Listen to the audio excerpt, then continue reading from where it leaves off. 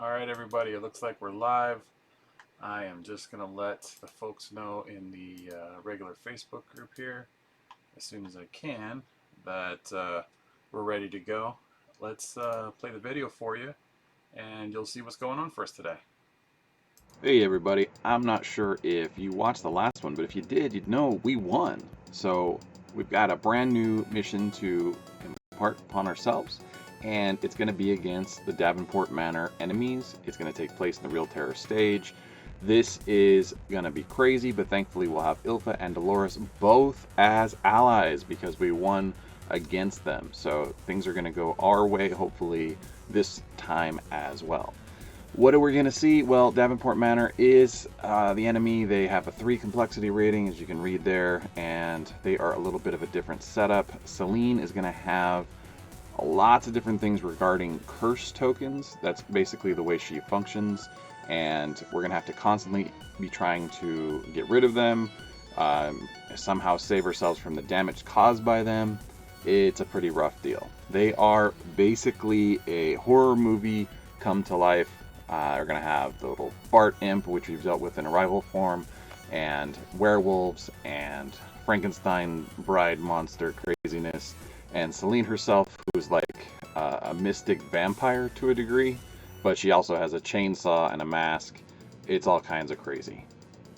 So while we're taking a look at the Davenport Manor, then you also got to see house rules is something that pops up. They have a stage condition. You can't get rid of it. It's always going to be there. And they also have, as you see there in the little skull, curse tokens. There is going to be a limit. So with our 2 characters, we can only have 6 curse tokens in play. That is good in some ways because then we can't have too many. They give you a bunch of them in the box, but that's just in case you're having a 4-player game. So with that in mind, just do whatever it is that you can to mitigate the damage. If you get close to her, she's going to do damage in certain ways. If you're far away from her, she's going to do damage in other ways. And the balance between those 2 things is going to be the real trick to getting through this stage for us. Speaking of the stage, let's take a quick look at it. We've got the lobby condition that has to go into place. And what it does is it gives you a little bit of a gambling aspect. And it will allow you to gain extra loot and get some healing. If you're in a popcorn spot, it's like you're munching on the movie popcorn and you can heal from that, or you get one of those little claw machines like the arcade deal. You can arcade for some loot. It's going to be up to you how you want to utilize this because it's going to require your action, and that can be very expensive depending on who you are. Also, there's going to be a couple of objectives going on in this, and because this is a horror movie themed enemy, this is a horror movie themed stage, we're going to have horror movie themed monsters as objectives. The objectives we'll randomly select this time is going to be the green and the blue. You're going to get whatever they're going to be for you, and they're going to be based on some type of horror movie deal. There are, as you can see here, mummies and slashers, but there's also aliens and all other kinds of like a blob thing. And that's really the strength of the MDS system. The modular deck system allows you to have an objective be anything. Well, this anything is going to be much more of a complication for us because, as you can see, while they have fairly low health, they can do pretty good damage. If that Ethan Kramer gets anywhere near us, 4 damage is more than what a lot of bosses can do, and definitely more than a lot of the minions can do. And even Jarosith there, 5 damage to put him away. It's hard to generate in a single round. They have to get to the doors in order to escape. So that is what we're going to be doing to try to limit that number. And each time it is defeated, the tokens go inactive. So there's going to be some parts where they've moved, but they're going to be active and inactive. If they run away, then they're going to be removed from the game. But otherwise, they're going to stay on the stage as if they're just dormant. We've defeated them, we beat them up, and then the boss is going to run around and try to reactivate them. So we're going to constantly be worried about where the boss is, having to get close to the boss, which is going to have a whole new set of complications. Lots of stuff to be thinking about in this, and we're going to have to utilize those allies as best we can. Hopefully we'll be able to keep the allies around long enough for us to sometimes be able to use that popcorn space to heal. We'll see how it all goes.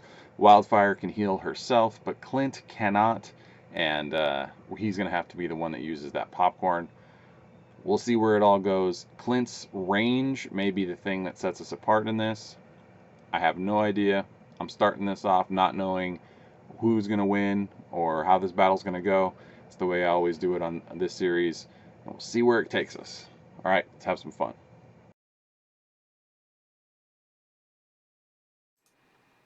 All right, I hope that was informative. I think I screwed up when I said that when these guys are defeated, that they stay in the same spot. They don't. They go back to their spots. They're constantly spawning from there. Strategy-wise, if I can get Clint, who can't heal on his own, into the snack space, then he should be able to, from his charge side, defeat any of these guys right off the bat. So just planting him there in the middle, as long as I can, being able to balance between healing and shooting things. We'll see how that that part goes. Where did I get these minis? Somebody might ask. These are from Monster Slaughter, and this guy is from Deep Madness, and that'll be my replacements on the board for these tokens when they go active, just because I like it. And you don't have to do that yourself. You can do whatever it is that you want, or you can use the objective tokens as you're supposed to do. I just thought it would give a little flair. I thought it would be a little neat. So when I was doing the playtest a couple of years ago, I think now, it's been a while, yeah, I was like, what am I going to do? What am I going to have in these things? I really wanted to play this stage. So this is the first time I've gotten to play this stage in its complete form, and I'm pretty excited. So I'm going to draw a threat card for Clint, and it'll be Slaughter Spell. Each fighter gains a curse token. So that's great. It says each fighter, so that could probably go also for, since these guys count as fighters, the allies. Oh, one other thing, speaking of what goes on the cards, these are not minions, so when you defeat them, you do not get loot. It specifically says here in the rule book on page 13, under crates and loot cards, that it is just minions that give you loot cards. So keep that part going. Selene will attack each fighter that has at least 3 curse tokens. Nobody does. Each fighter, if no fighter is attacked, shuffle this card and the top 2 cards of the discard pile back into the enemy deck. So if you don't have something, then you don't do something. So I don't worry about those 2 cards. I just do the shuffle as it has requested.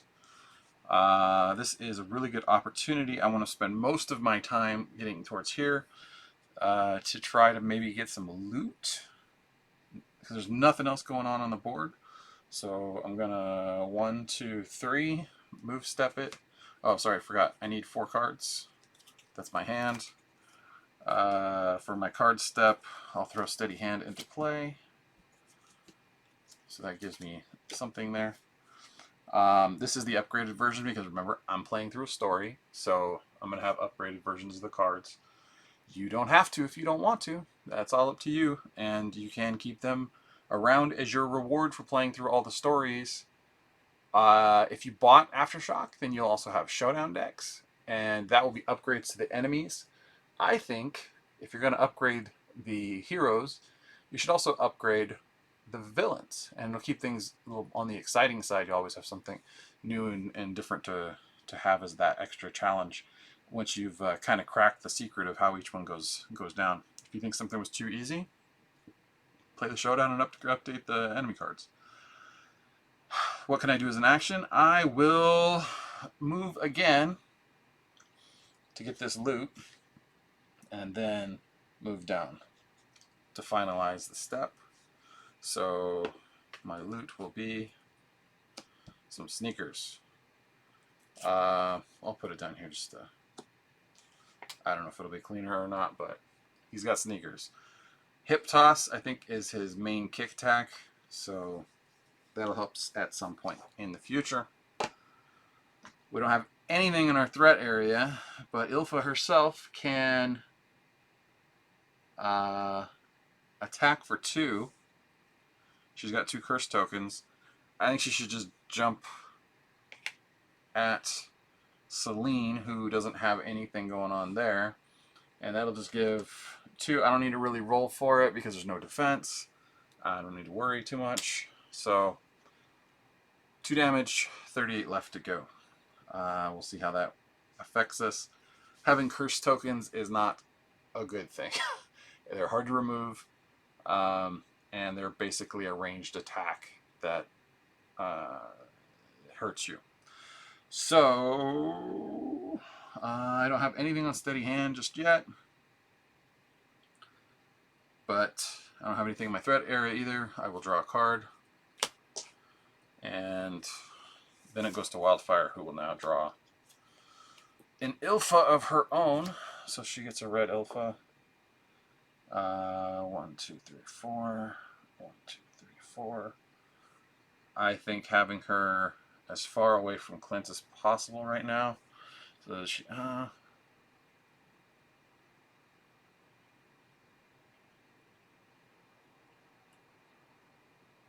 yeah, I'll put her closer here. That's what I'll do. And then I'll have Dolores run up and hit her. And we'll see how that works out for us.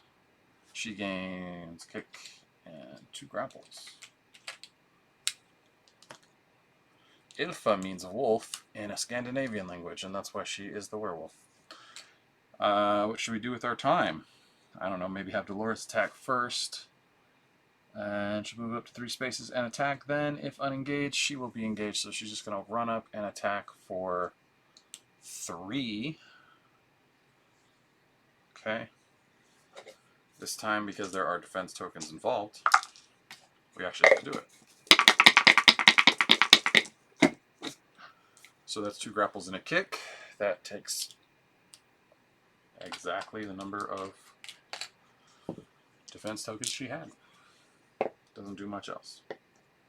Okay. Then Wildfire, she's going to have some cards in her hand. You always pick the cards first, but I forgot to because I'm trying to do filming and other stuff. I can gain a bunch of defense tokens. Yeah, I think gaining defense tokens right off the bat is going to be very helpful. So I'm going to use Makwa. And I gain 3 defense tokens if I don't have any other spirit cards as tactics out on the table. So that'll help me generate a lot really quickly. I think my best move at this point is to run up 1, 2, 3, and then try to clear that Ilfa from the board using that action. And so that's an attack for 2. I could take some damage if I wanted to, and then I could play a spirit card from my hand. Let's just look and see if I have any. I could choose a fighter, draw a loot card, and then take an attack card, which I currently don't have any attack cards, so it would be kind of a waste to utilize that right now. So let's just do our attack for 2. If she had the sneakers, wow, whoa, that would be something. But instead she's going to get a kick defense, and she's going to deal 2 damage to the werewolf. Alright, now the werewolf is going to attack, and she'll attack for 3. The person who is most likely going to be able to heal at will is going to be Wildfire, although that's a little on the tricky side because she also has the most, or the least health of the 2 fighters. We'll see how that goes. Sorry. Ilfa's going to attack for 3.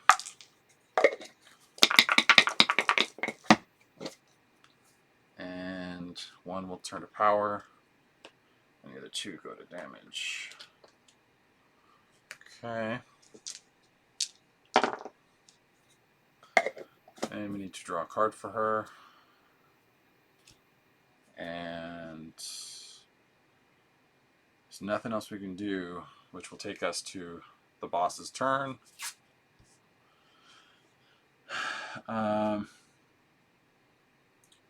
Targeting each fighter engaged with this enemy. So right now she's going to go after Ilfa. And everyone else will gain a curse token.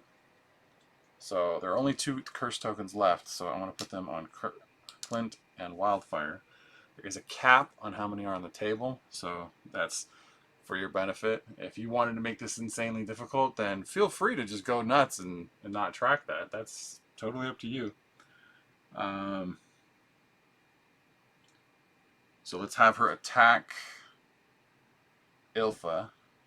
She's going to attack for 3. Currently no defense. So it's just going to be 3. Ilfa's almost dead. That sucks. There were 2 curse tokens that were given out. Because those were the last 2. She's going to gain defense tokens for those. And that'll be a grapple and a punch. Get those started up there.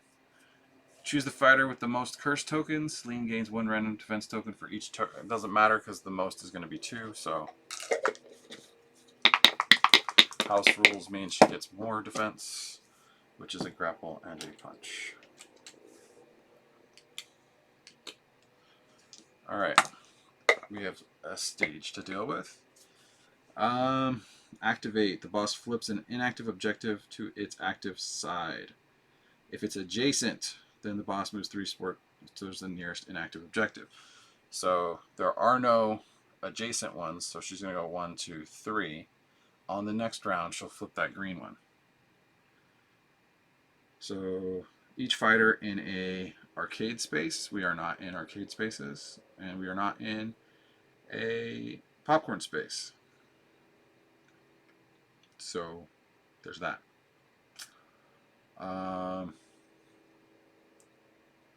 Nobody else is moving. We're going to draw a card. This is the Defiled Tomb. If Jaraseth is on the map, he's not on the map because he's not active.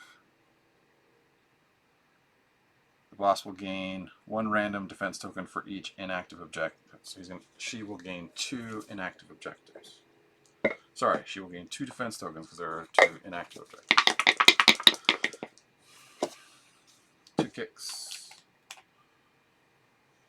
So she can get a lot of stuff. We're going to reset. And we'll draw a threat card. This will be a blue Ilfa. Blue Ilfa will be closest here. And she'll have 2 grapple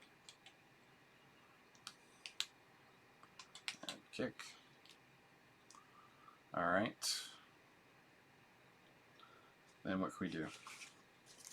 At the start of your turn, I can place a damage on Steady Hand. I've got a hip toss. I got 2 hip tosses in my hand. I've got a Steady Hand if I wanted to do something else, and I could lay down the law. It would be to my advantage to lay down the law after I took an action in case I'm able to defeat Ilfa. So I will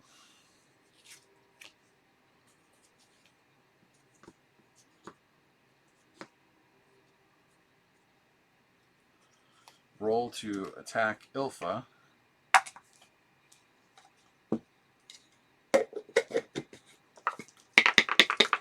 With my basic action. So I did 2 damage with a crit. So I have to roll out for the crit. And that's defense. So what kind of defense would I like? Let's just take punch. So that's 2 damage. I get to put extra damage onto up to 2 of my cards. And that allows me to exhaust Steady Hand to do 1 damage to Ilfa, putting her at 5 damage total.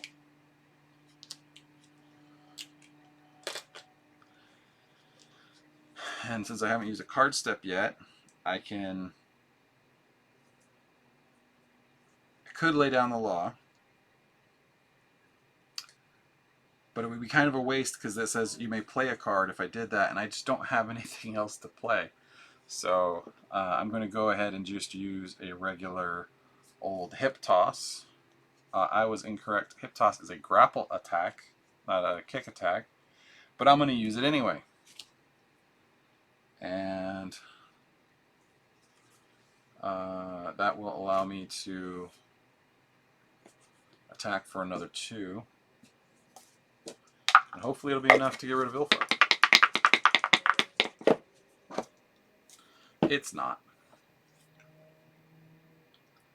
But I do get another token. Okay. So I don't think Ilfa here, my ally Ilfa, can take much more damage. So what I want to do is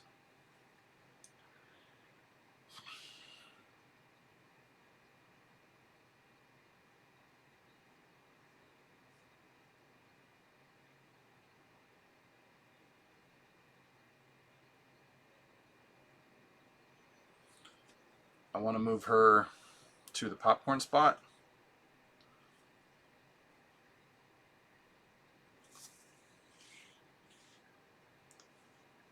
She'll be able to heal.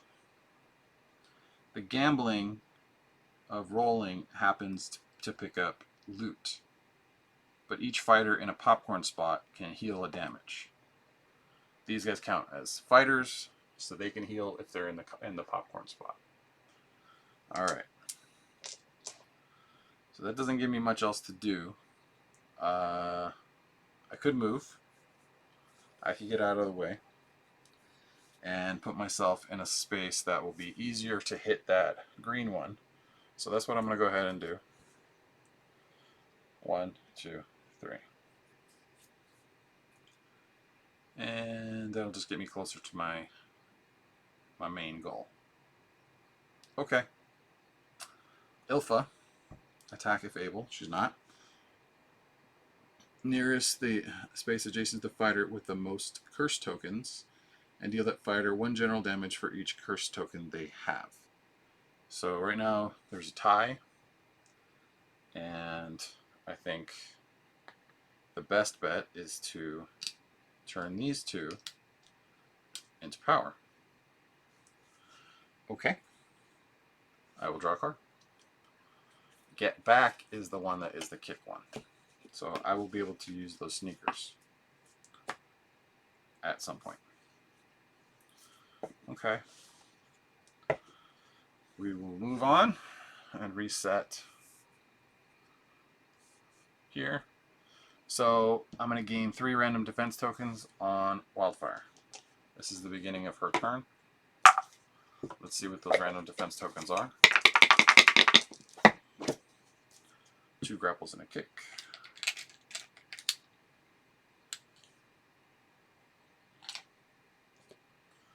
Right. I will draw. Slaughter spell. Each fighter gains 1 curse token. We cannot. Then Selene attacks each fighter that has at least 3 curse tokens. No one does. Each fighter attacked this way discards all of their curse tokens. No one was attacked. If no fighter was attacked, shuffle this card and the top 2 cards of this card pile back into the enemy deck. And so right now there's no other things, so it's just shuffling this back in. So our main goal is to just try to keep less than 3 curse tokens. We'll see how that works out for us. Okay, she's got cards she can do things with. Makes decisions, does things. Mover and shaker.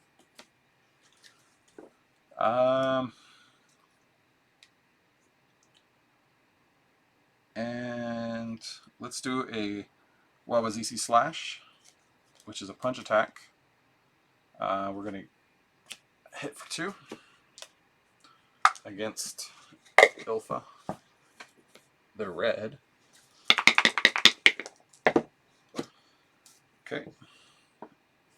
Did enough to defeat her. Alright, so she's defeated. We'll get a loot card. Molotov Cocktail. So we can do some Bernie stuff. Alright.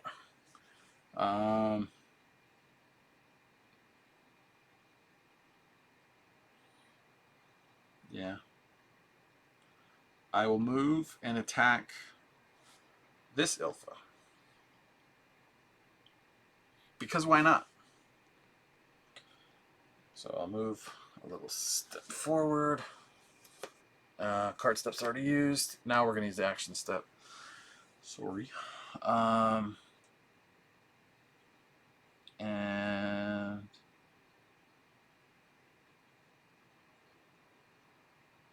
yeah, it'll be attack for 2. That attack is going to be a kick attack. She does have 1 defense. Okay, so I'm going to get 2 kick. It's going to get rid of that one.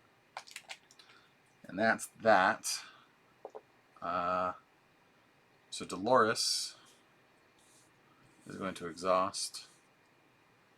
1, 2, 3. And attack Ilfa herself for 3. That was 2 punch and a grapple. So she's going to take 2 damage from that. We need to keep clearing stuff out.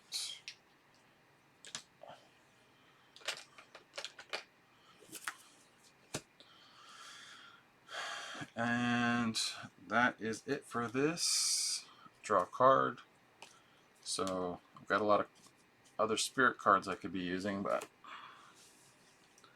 right now those defense tokens are the bread and butter of my strategy.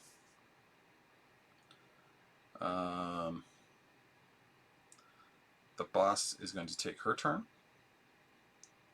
There are no fighters engaged. Each fighter not attacked this way gains 1 curse token. No one can gain a curse token. And that means she will not gain any random defense tokens. Very helpful to have those allies alive, right, in order to mitigate the spread and the accumulation of too many curse tokens on a single player.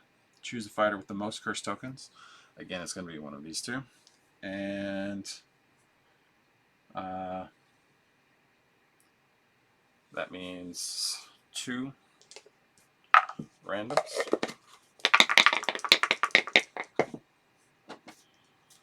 And she will gain a kick and a punch. Okay. That's life.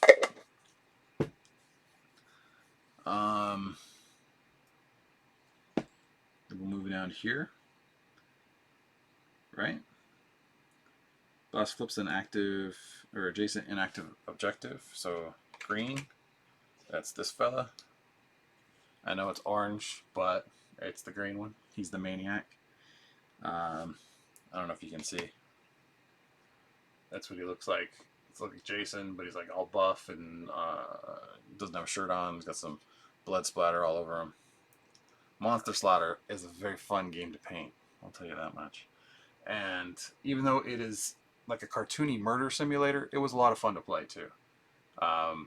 There is a atheist church, agnostic church, whatever you want to call it, a non-religion church, probably for tax purposes, down in Long Beach. Went down and played with some folks. They all had a really good time.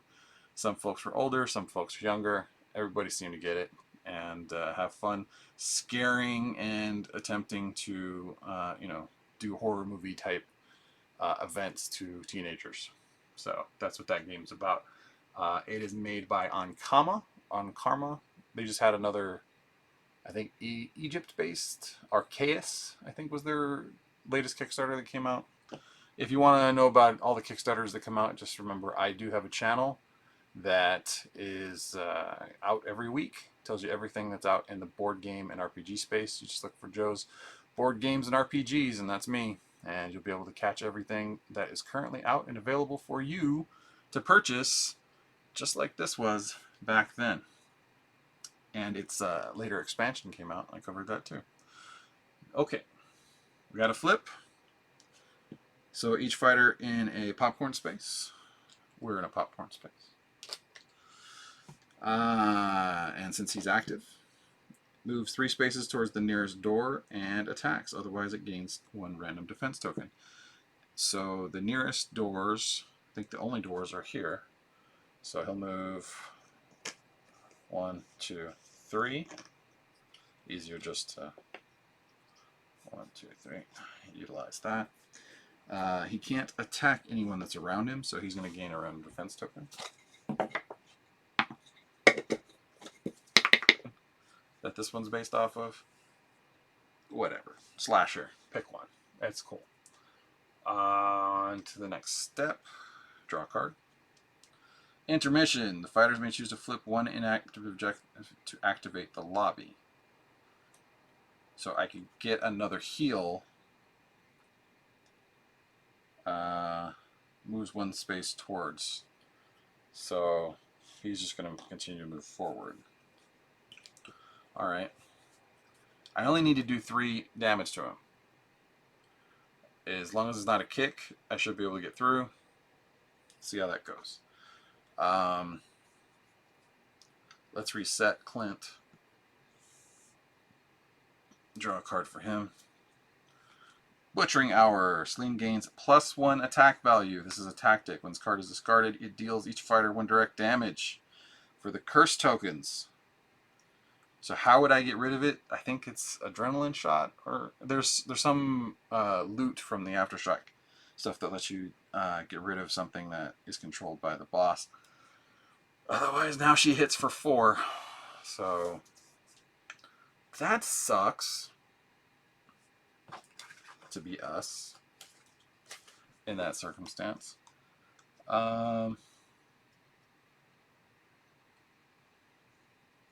It's the beginning of the turn, so this will gain that. I am going to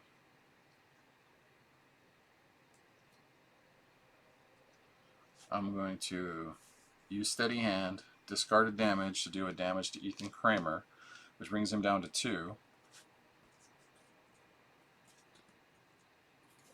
And then I'll use my card step to do the laying down of law. This is the upgraded laying down of law. 2 direct damage to each enemy.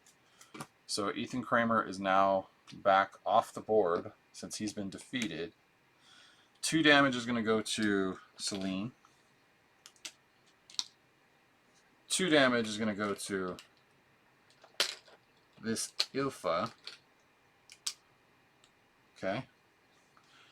And since the enemy is defeated, and it's enemy, not minion, been defeated, I get to play another card. And so I'm going to play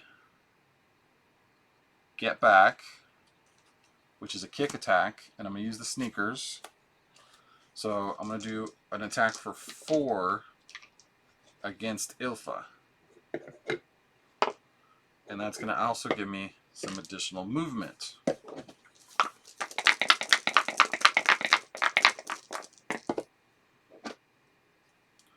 Alright. I'm going to get 2 kick defense right off the top. It's going to do 3 damage. And I got to roll one more time.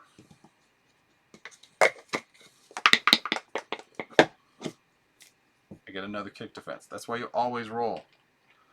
You never know if you're going to get more defense. So that 3, she already had 4. She didn't have any kick defense tokens. She's gone. I gain a loot, which is that adrenaline shot. Ooh, I can perform additional actions.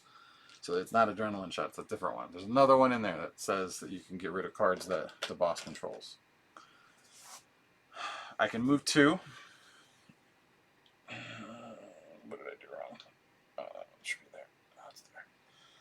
So I'm going to go 1, 2.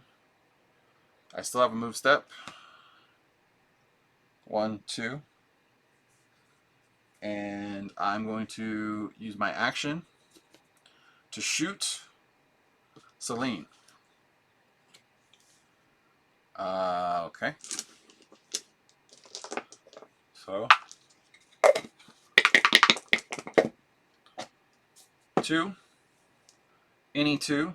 She's lowest on grapple, but Wildfire does kick damage, so I'm going to try to eliminate as many kicks as possible, and then maybe Wildfire can run in and use her basic attacks to kick her in the face. That would be helpful. So that's a start. That part's done. I can add damage to anything I've got. So I'll put that into play. I don't have anything in my threat area, so I will just draw a card. So that's another tactic I can use for next time. We'll see how that goes. That was useful. One thing, I don't know if you've ever seen the adrenaline shot, but you have to have actions that you can use, and it's the action that's on the card. If you use the action of a particular card, you can only do it one time per round, and it has to say action. None of Clint's tactics say action. They have feint and they have exhaust.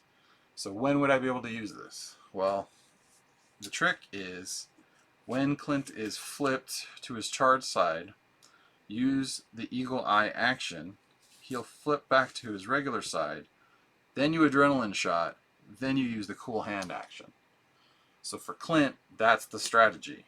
If you have another character that has actions on their tactic cards, or something that came in from the stage cards, or whatever the case is, then you would use the additional action there. Or you could use an interact somewhere else, maybe on one of these stage rule cards or somewhere else. Interacts could be used with that action as well, but you can only use the one on whatever side you're looking at once per turn. And that's in the rule book. I don't know which page off the top of my head, and I'm not going to look for it. You can go look for it if you doubt me. And so that's the strategy to use with the adrenaline shot. Don't think you can just make attack after attack after attack using the same ones. It doesn't work that way, unfortunately. All right. We got to draw 3 random. Do the reset. So 3 random defense tokens are going to go towards Wildfire. Due to Makwa. 2 kicks and a punch. All right. Now, cool thing, they have these 5s, so the stacks don't have to get too high. But I always forget them. I wish they had a little different color to them, like a different ring. Instead of just the 5, it's a little bit harder to see, and it's really easy to forget. So maybe the next time they all come through is to have the interior be white or something on the leg, on the 5s, whatever, and then the rest of the art maintains that it's, or even the 5 itself could be white, and that would be very, very helpful to denote that it's different. Look how similar these look. You know what I mean? You're just looking at them from the table, you're grabbing stuff around. It's hard to see. It's like, yeah, they're color-coded so you know they're kicks, but let's just keep saying, well, how can we improve things? How can we improve things? I think we improve things by making that number 5 white. I might go back in, I don't know, what do I have to do? A paintbrush or a like a whiteout pen, but I don't trust my handwriting that much. We'll see. We'll see if I could do it that way. But I might just hit it maybe with some white paint or something to denote what the 5s are and make my life better. You can do whatever you want on yours. Draw a card. Bartholomew pops out. Oh man, he has tons of defense. He gets 4 punch tokens and 4 grapple tokens. He is a little monster. Closest is here. So 4 punch and 4 grapple. But he's only got 4 health. So the trick is, I guess, to kick him in the face. And Wildfire's good at that kind of thing. She did a lot of kicking in the faces. So we'll see how that's going to play out in just a second. I'm too far away to Molotov Cocktail Celine. So really it's about looking at what cards do you have in your hand, Joe. Right now there's no real attacks. I could play the Ancestral Gift to draw a loot card and then choose a fighter to get an attack from the discard pile back into their hand. Let's do that now. That'll be my card step. That gives me this. Card step is used. Loot card. Survival rations. Alright, that's extra heals, so that's cool. Alright, so the card step is utilized, which means I can't do anything with it just yet. I will walk over to Bartholomew and make an attempt to... You know what? I shouldn't have done that. I'm going to have to deal with it, but I should have taken the 2 damage, played that, and then I could do the kick. Or, yeah. It is what it is. You live and you get life as it is. 2. Let's do these 2 against little Bart.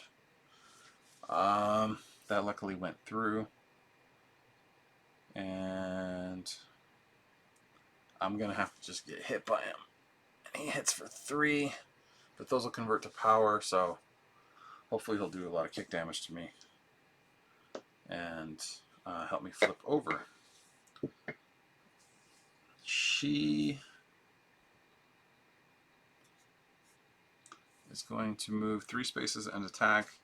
I think those 3 spaces are going to be best, 1, 2, 3, spent trying to defend against these folks making their way this way. So I'm just going to leave her up that way. There's a lot of text here.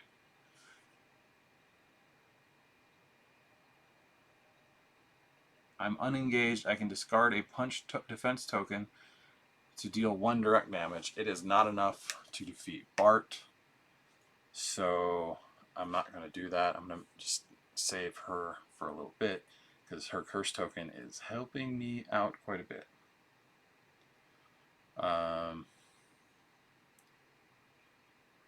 Let's let Bart attack. I think this is supposed to be here because I want her to stay there. I might not have had her. I don't know. Either way, I'm not using her. Okay, so 2 grapple and a kick. So now we're back.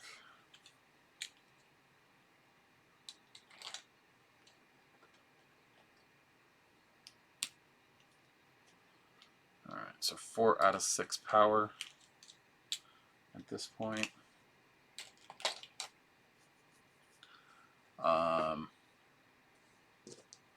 Draw a card. So we got another attack, so that's good. But it's a punch, so we won't want to use it against him, so we'll be back doing the same strategy. On our next turn, Celine is back. Nobody's engaged with her. Can't gain any tokens. She can't gain any tokens, so she's going to go over to House Rules. House Rules is going to give her 2 random defense tokens.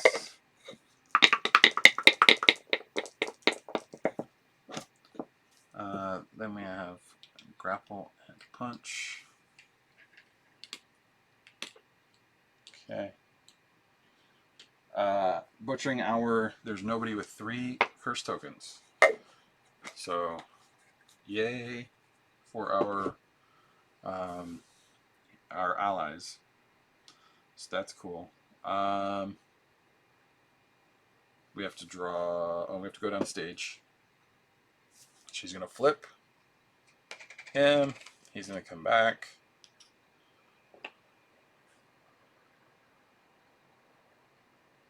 Oh, actually, she should have been on the last turn. She should have been 1, 2, 3.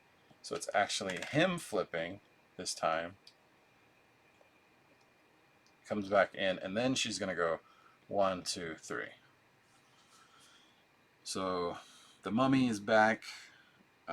Jeruseth, he is a little more damage, but he deals a little less damage. And he is going to, so first we're going to have heals go through for popcorn spaces. Okay. And then he is going to move 2 spaces. So he's going to go 1, 2. Actually, he's supposed to avoid, that's only when advancing, so it's going to go 2.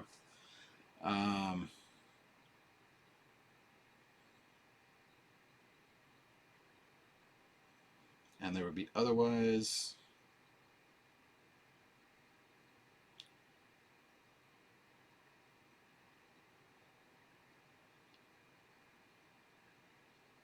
This one says it attacks and then moves 2 spaces. It can't attack.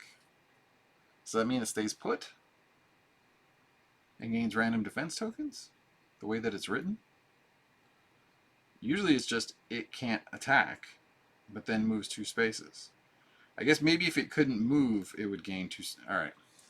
The way it's written, I believe,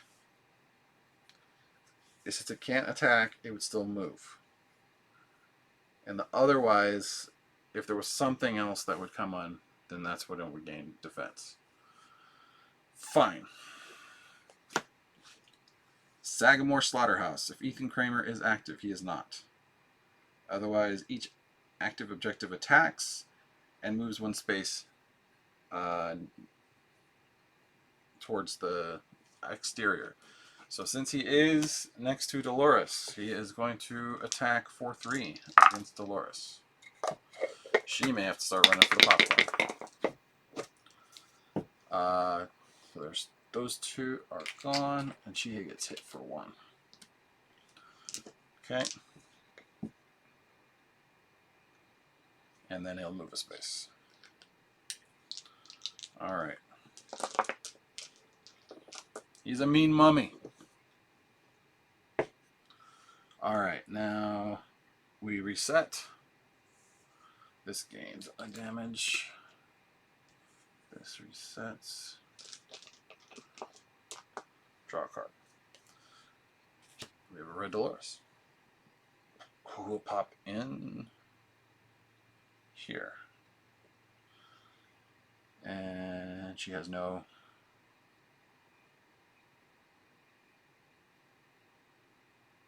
defense. Okay.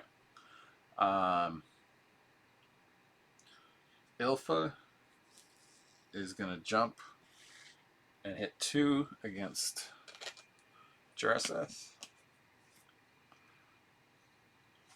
1, 2, 3, 4. Too far away for that, so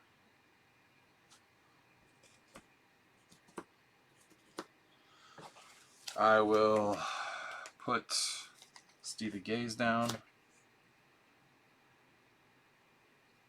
as my card step. I am going to move 1 to be able to hit Jeruseth. That would be that move step. I'm going to attack for 2. And I'm going to deal 1 damage with steady hand. Okay, so then I'm going to attack for 2.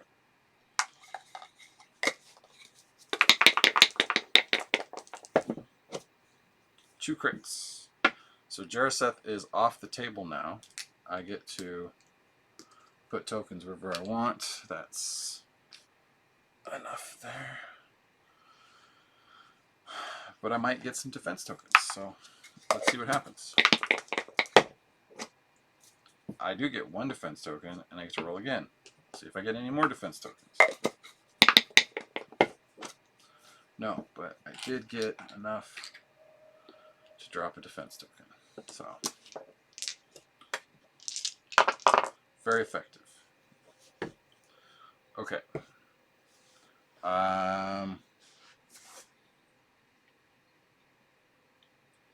Now, Dolores is going to go. She can attack. Someone's within 3 spaces. And then she'll advance 3 spaces. So 1, 2, 3 is her advance. Okay.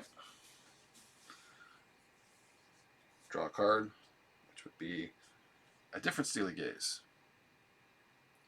Now, this one is significantly better than the one that's currently on the board, which will mean I would do best to use the feint on the next round. So maybe I'll use that feint to get rid of Dolores. So stuff to think about on that round. We're back up here. We're going to get 3.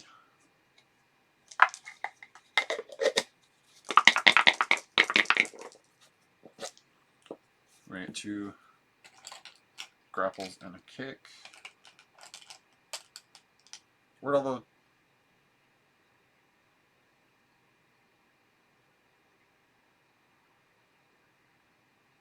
There were supposed to be more kick tokens. I just didn't put them back down here. I only see 1 kick token here. So there should be 4. Which means this will go back to being a 5.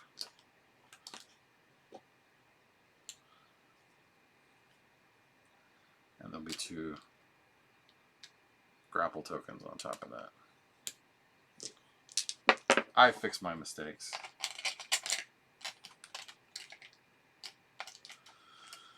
Draw a card.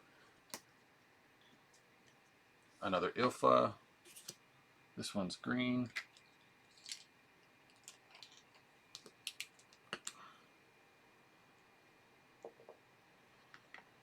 Closest.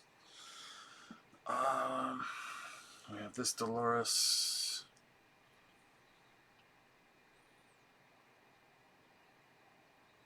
I need to do 2 damage too.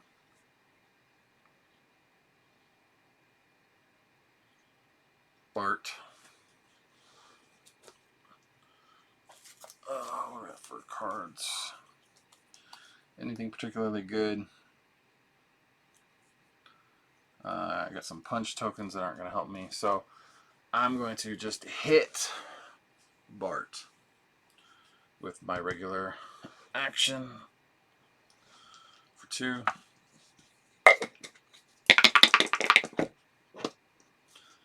I get a kick token out of it.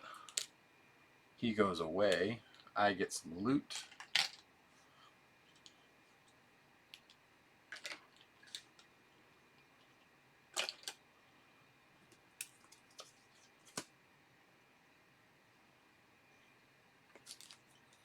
This is a riot shield. I can cancel 3 direct damage to an enemy engaged with. Cancel that damage and deal 3 damage. So if I was going to take a big hit, I can just deal it back. So that's cool, especially for someone who's going to be a melee fighter. So that's awesome. I cannot get to that Ilfa, the green Ilfa, in time. So what I'm going to do is I'm going to run up and get closer to Celine, because I think I should just start hitting Celine in the face.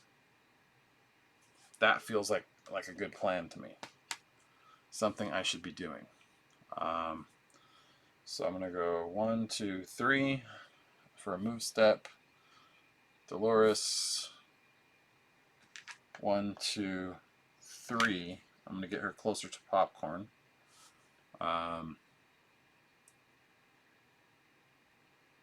And I could play cards, but I don't think any of these cards will let me move.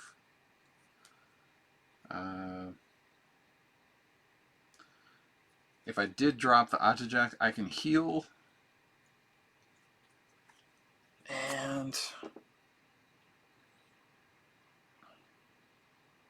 Right now I'm getting 3 defense tokens that I'd be able to jump back and forth between getting some defense tokens, which I have a lot of, and healing damage.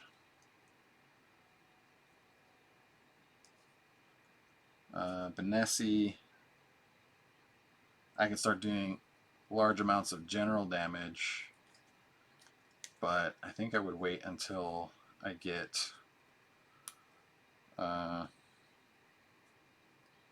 some other stuff. Although, yeah, I think I'll go ahead and start putting Ajajak in play, and that will allow me to do some more stuff. It'll just give me a wider variety of options. So Ilfa, Ilfa's, I'll just leave that where it's at. She cannot attack because of where she's placed. Otherwise, places enemy adjacent to the fighter with the most curse tokens. Either one, it doesn't matter. 1 general damage for each curse token that they have.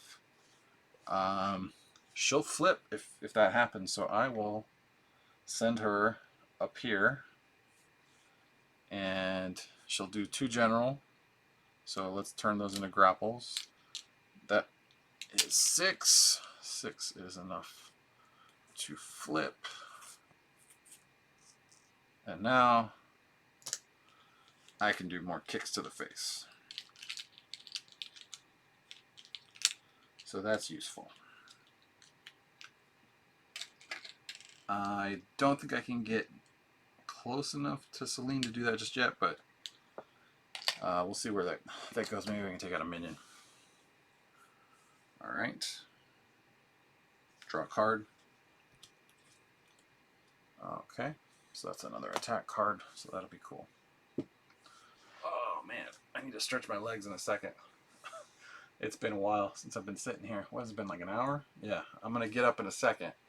We'll finish this turn, and then I'm going to just take a 30-second break real quick to just stretch my legs.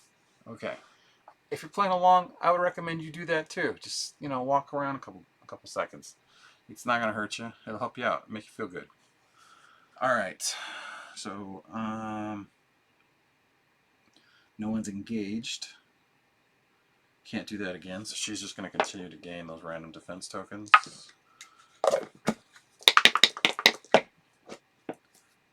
Grapple and kick. Alright. And there's no one with 3, so she doesn't get the extra attack. We move back here.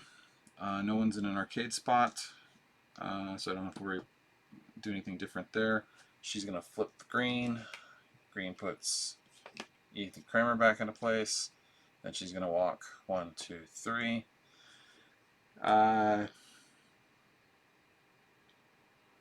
So he's going to move 3 and attack. 1, 2, 3.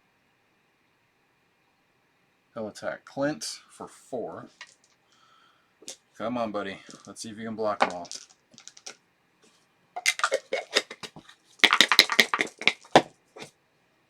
Ooh, okay. 1, 2, get blocked.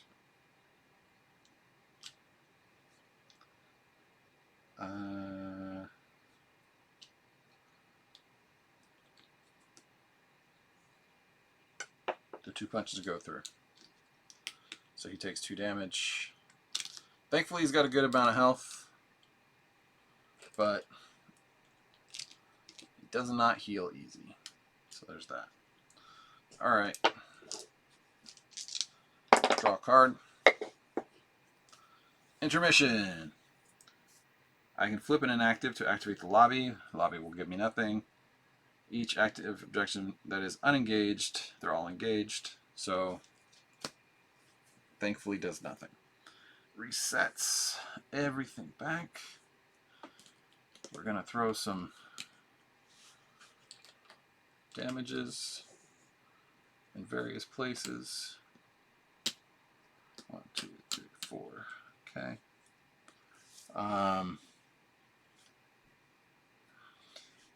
Then need to draw a card. And it'll be another Dolores. Blue Dolores. We'll go here. Now is a good time to stretch your legs. I'll be right back. I just need 30 seconds or so. How you like that pause screen? So you know when I gotta jump out real quick.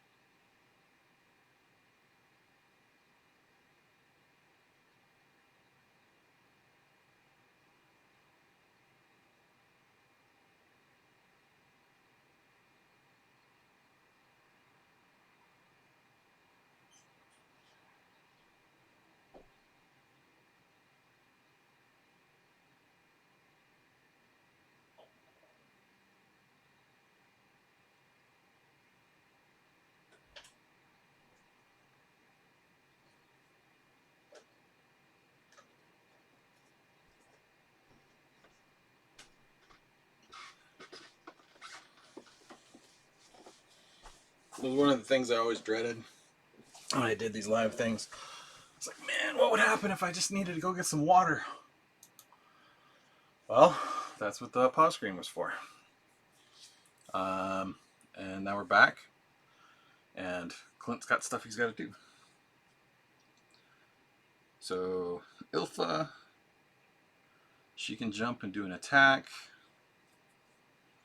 If she does that, she should go ahead and hit Ethan Kramer.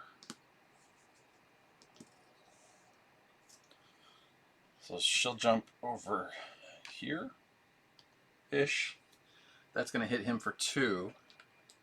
And then I'm going to steady hand it for another 1. So that takes out Ethan Kramer and puts him back. Okay? So stage condition, don't have to worry about that. Dolores is still around. So I got to look at what I got in my hand here. I got a really nice steely gaze. So what I'm going to do in this circumstance, I'm going to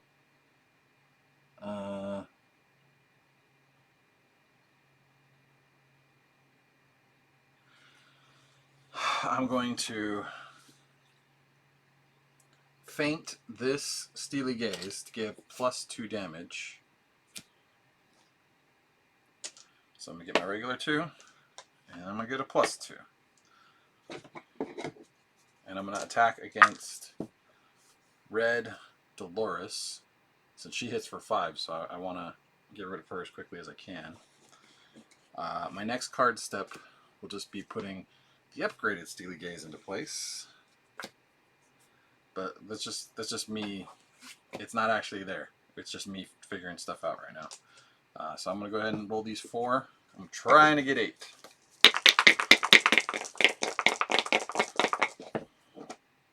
Okay. So I got 3 and I got 2. This one just flipped over, but that's what it was. So I got 1 more.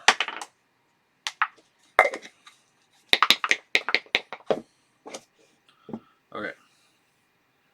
The defense tokens I'm going to take are going to be punch defense tokens. The 4 damage is going to go on Red Dolores. It is not enough to do her in, but it is going to let me put... This isn't there yet, so I'm just going to put that there for now. Then I'll play the card, and I can still move if I want. She's going to move 3. Nearest fighter within 3 spaces. So 1, 2, 3, where I'm standing. If I move 1, 2, if I move 1, 2, 3, 1, 2, 3. Okay, so I'm going to move here so that I'm not within her arc of attack. And that'll also let me heal up some, so that'll be cool. And maybe on the next round, I'll be able to get rid of her. We'll see how that all goes together. And so right now she's just going to advance 1, 2, 3. This one will do the same thing. 1, 2, 3. Draw a card. So I will be able to have all of my tactics in play next round, which will be fun. Okay. All right. We go back here. Put Dolores, draw a card. Since we have the 2 out, we can't get anything. So there's another Bart, purple Bart. This time he's no good. All right, so he gets 4 punch tokens, 4 grapple tokens. I don't know if it's just because he's hard to hit or to make up for the low health. But that little player's got a lot. General damage doesn't do much to him.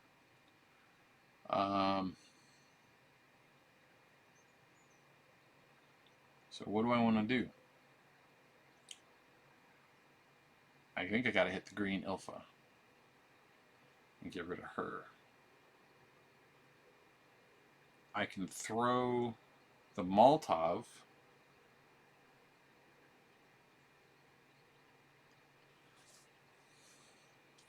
What's that going to be? So that would be adjacent to the space. If I throw the Molotov, I can hit Celine and I can hit the blue Dolores. You know what? Why not? So with Celine, let's get rid of some stuff. And blue Dolores, just take 3. So that's cool. I'm going to attack each enemy engaged with you. After attack, you may play a spirit card from your hand or discard pile, then flip this card. The spirit card and discard pile's here.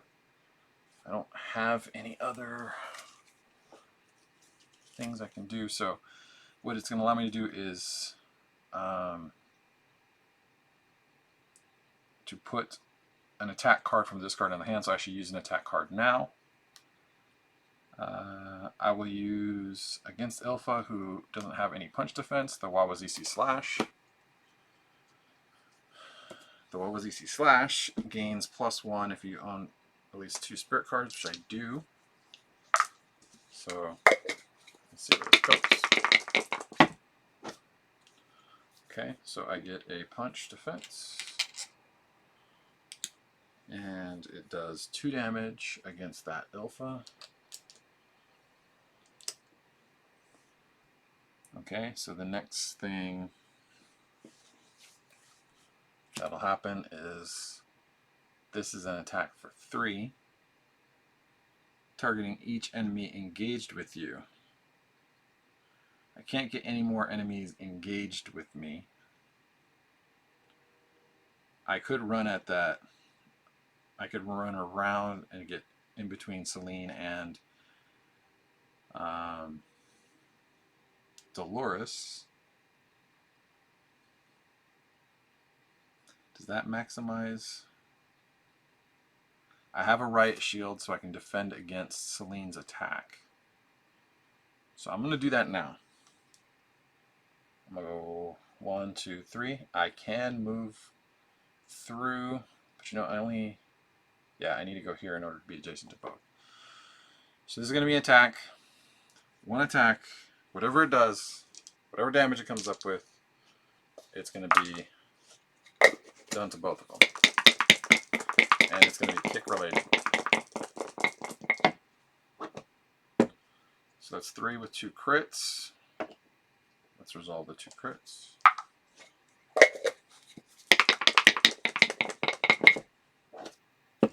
Okay, so that's 5 damage, 1 kick defense. Okay. Currently, 5 damage with 3 here. Bye-bye Dolores. Gain a loot card. Pepper spray. Ooh. This pepper spray is going to allow me to get rid of Butchering Hour. So let's use it now. Butchering Hour, when it leaves play, I'm going to have to take 1 direct damage for each curse token. So she's going to hit for a little bit. But she gets hit for 5. So we'll toss that 5 on there. So 9 total. That blue darling is gone. Alright, so that's one less thing to think about. Like I said, I can still Riot Shield. And if I use the survival rations, I gain 1 defense token of my choice. So I'll go ahead and use the defense, the rations, which will heal 2. I'll gain, let's gain a punch token.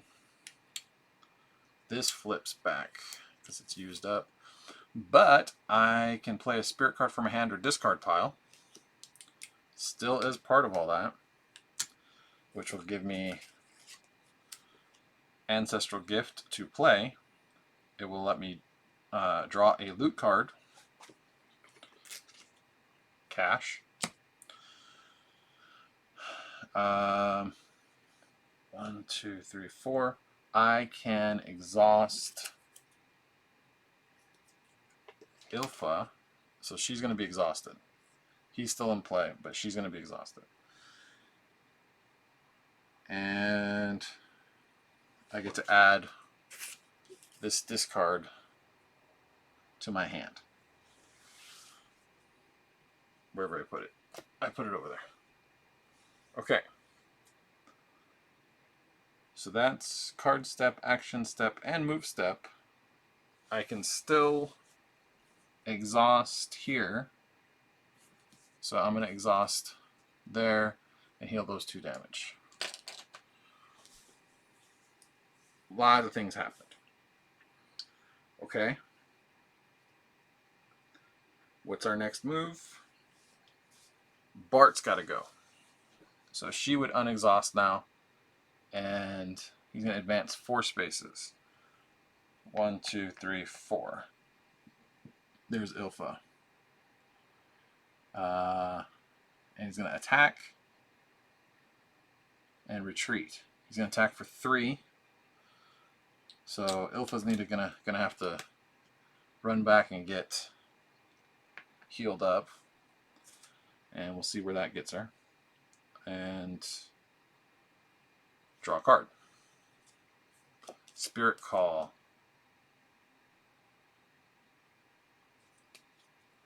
I get a bunch of defense tokens for spirit cards in my hand. So we'll see how that goes. I'm probably not going to do a lot of fainting right now because these are the upgraded cards and I want to keep them out because they're so much more valuable being out than not. Okay. Engage with this enemy. She's going to attack.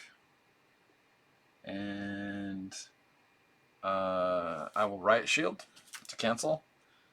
And it'll deal 3 direct damage. So that's 7. So we are at 12 out of 40. 28 to go. And then, so nobody gains any curse tokens because we're still out. And she's going to gain 2. Hopefully none of them are kicked. Watch them both be kicked. Yay, none of them are kicked. Alright. Okay, so that's 5. What is this? That's still 4. Okay. Butchering hour's gone, so we're going to go back to activating other stuff. Snack will activate so that is going to... Oh, no. Boss is going to flip. Mummy comes back to life. She's going to walk 1, 2 to get close to this guy.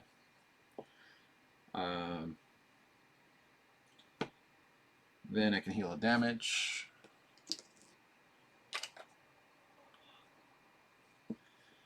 Then the mummy's going to go. There's no one to attack. And it'll move 2 spaces. Okay. Then we draw a card. It came from the sludge. If the glob is active, it is not. Each fighter with no grapple defense tokens must move 1 space towards... Oh, that's not happening. Each objective gains 1 random defense token. Each objective, it does not say active or inactive, it just says objective. So that would mean both of them get 1. Okay.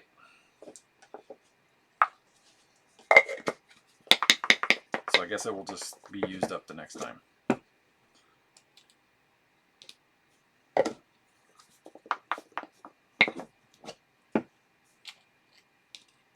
Okay. All right. Dolores didn't do anything last time, did she? I just totally wasted her entirely. That's so much going on, I forgot about her. Sorry, Dolores. Let's unexhaust. And that will allow us to put damage on here. This thing stacks for 5. If I wanted to do some crazy amount of damage on it, I could. But just can't right now. Okay. Flip these. I'm going to... Oh, this has been there for a while.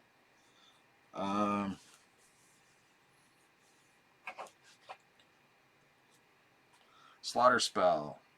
No one can gain curse tokens. No one has 3 and so it means I take 2 and I shuffle them back in. Unfortunately, that just means that the thing I had the hardest time getting rid of, which was that butchering thing, butchering hour tactic, is going to make its way closer.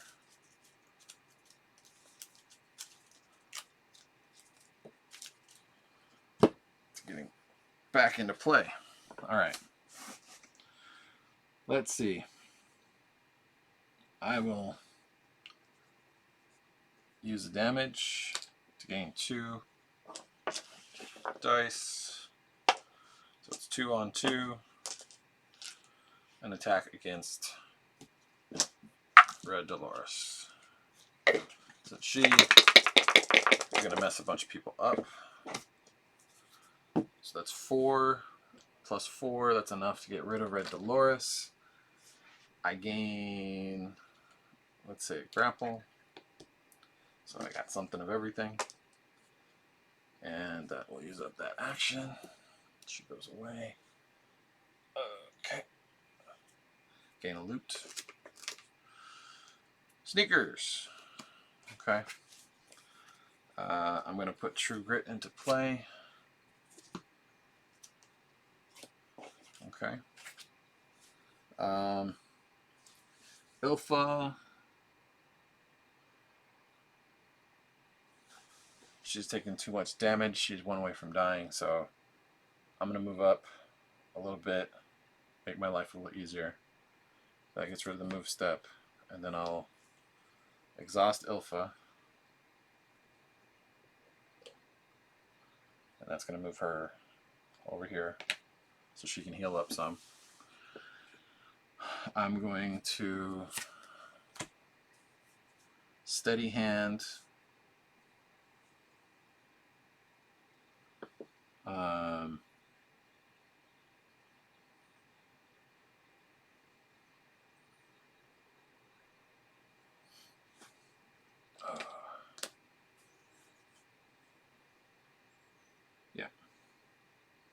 I'm going to steady hand 1 to Jaraseth.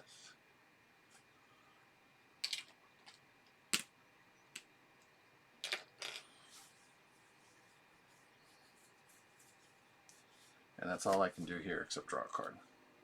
So there's another True Grit. So reset.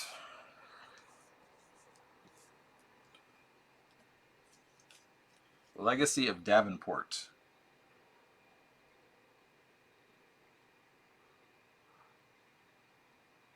Oof, this is gonna be bad. If I don't gain curse tokens, which I cannot gain, then I'm gonna be taking general damage. I kind of am not so bothered by that at this point because I really need to flip over to my charge side a lot more often. So, you know, maybe that 2 is gonna be helpful. But it says each unengaged fighter. That could be my non-defense token having individuals here, so that could prevent them from ever healing. And it will prevent them from ever healing because this will activate before the lobby, which means Ilfa's going to die. My Ilfa is going to die. Oh, well. Sorry. There's nothing I can do about that. Okay. I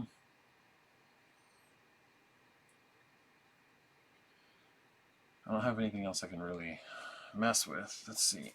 Spirit Call.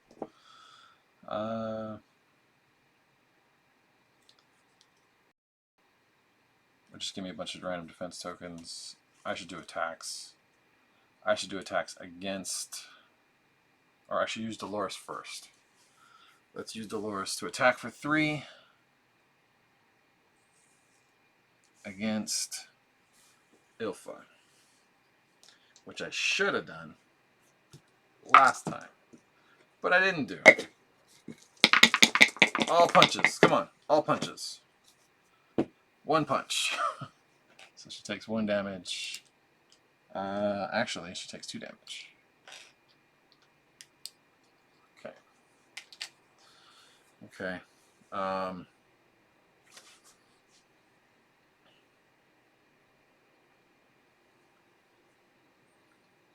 If I move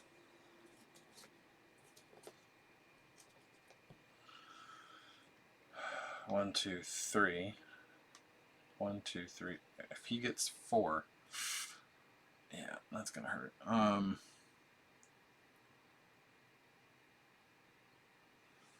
I can. Man. I'm gonna.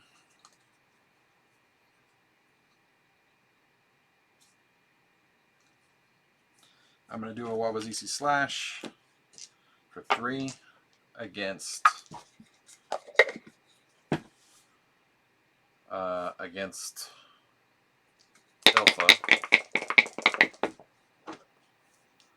which is enough to take out Ilfa. So the green werewolf is no more. We're going to gain a loot card, see what happens here. We have an adrenaline shot. I don't have any other abilities right now that I can do anything with. But we'll see where that gets me. I have not. So that was my move. That was my card. I'm going to hit with my regular.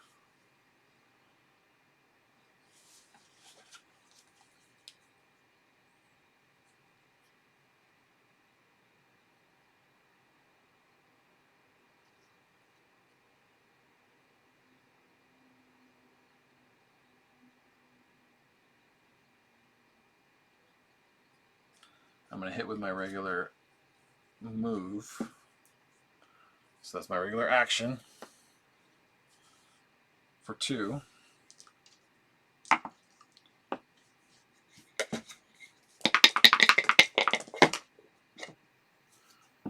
Okay, so I get a kick.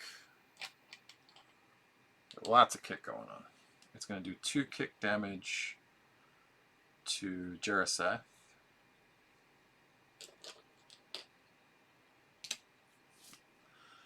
And it will allow me to play a spirit card from my hand if I take 2 damage, which I'm going to go ahead and do. And I'm going to play Benessi. And what that's going to allow me to do is, if I exhaust it, I can deal 1 general damage to each enemy within 2 spaces. So the Jaraseth will take another damage. And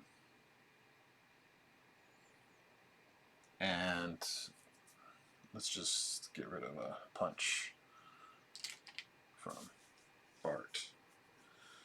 So then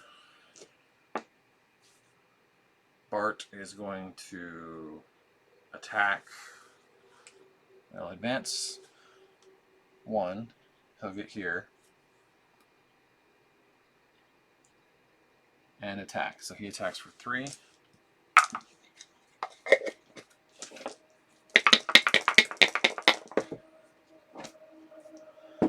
So he's going to take these 3, which will convert to power,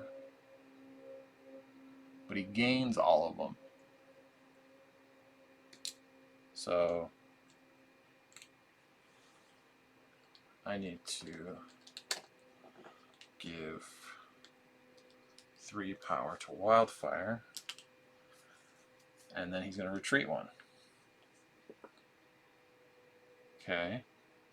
She's going to draw a card. More spirit calls. I can't do anything with it just yet. Then we're back to the boss. Celine. There's nobody engaged. And no one can gain any curse tokens. So we go to the next step, which is, of course, to give her 2 random defense tokens.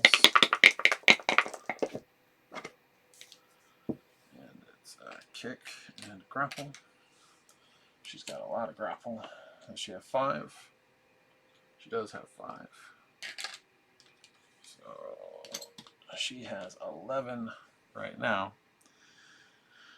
Then Legacy of Davenport, each unengaged fighter gains a curse token, and they cannot. This card deals each fighter that did not gain a curse token this way 1 general damage for each curse token they have. So obviously we'll take 2, and that's only 5 so far. I need 1 more. Take 2, and that is enough to flip Clint. So that's cool.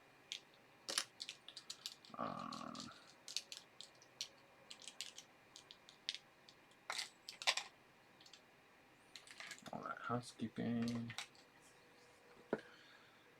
And 1 will go to Dolores, and 1 goes to Ilfa, who is now dead. Bye, Ilfa. You were fun to have.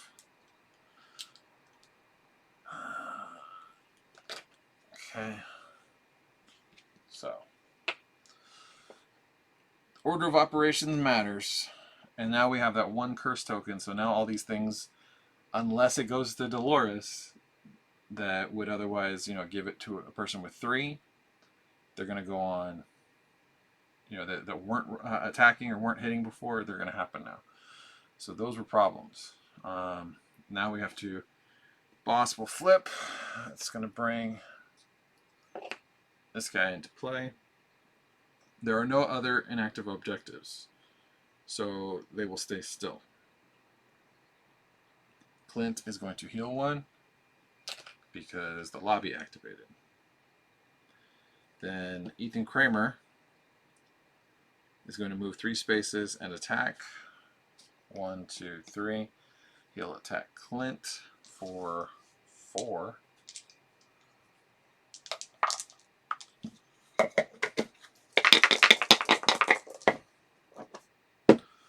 So 2 of them are punch, 2 of them are grapple, 1 goes to damage. Okay.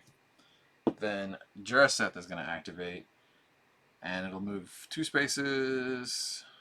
It's going to attack and then move. So it's going to attack first for 3 against Wildfire.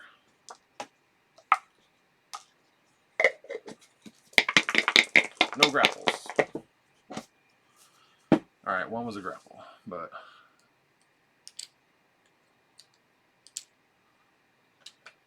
that's okay.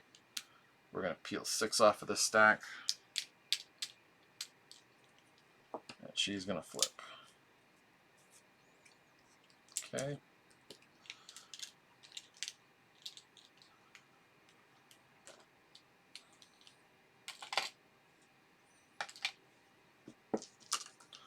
Now we gotta draw a card.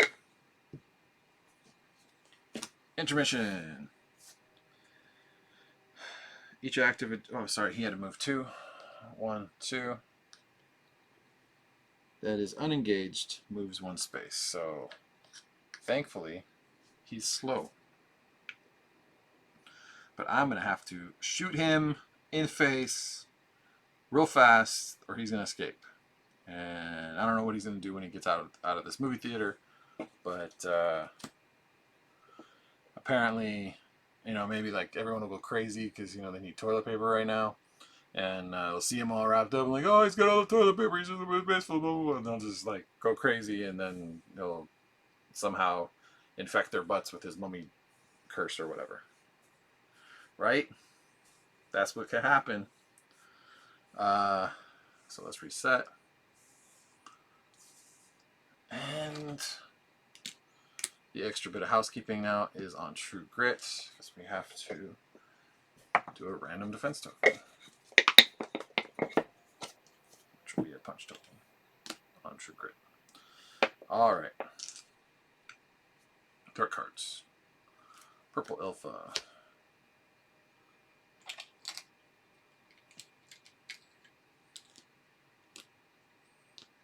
Okay. Purple Alpha at this range, we'll go there. Okay.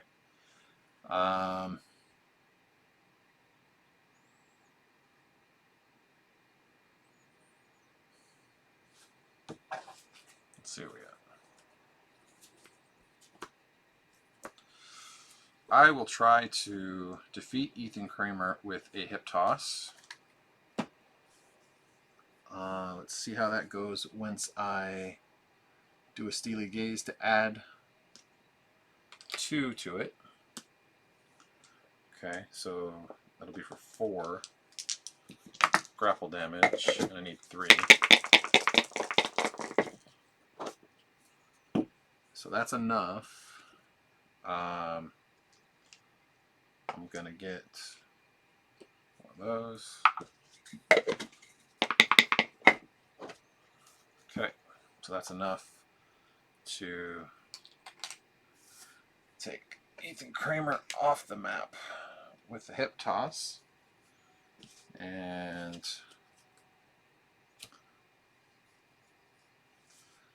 then I need to do how much damage to the mummy? I need to do 2 to the mummy.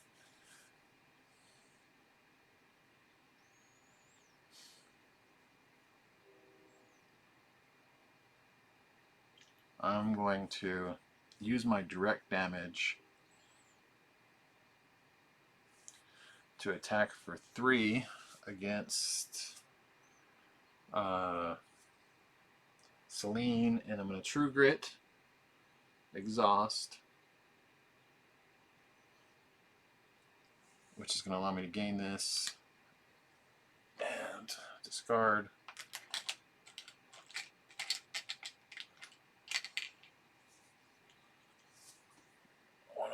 her. And the attack will be for 3. Keep in mind I have this adrenaline shot ready to go, right? Attack will be for 3. I do not want to do 6 general damage because she just has so much going on. I'm going to do direct damage.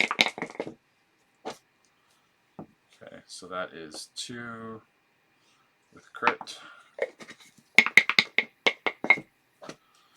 Okay, so that's 3 direct damage, and I get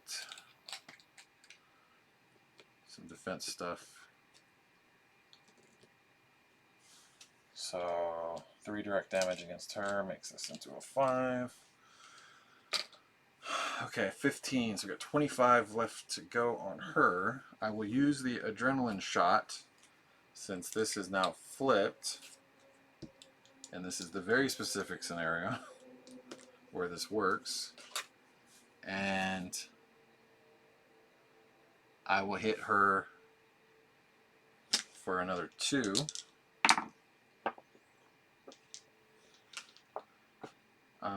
I will steady hand to get rid of this kick defense token. Shoot her in the leg. That's what I did. Shot her in the leg. Made her jump. And now I'm going to do 2. Oh, sorry. Deal 1 damage from this card to deal 1 direct damage to an enemy. So the kick damage is still there. It is a direct damage.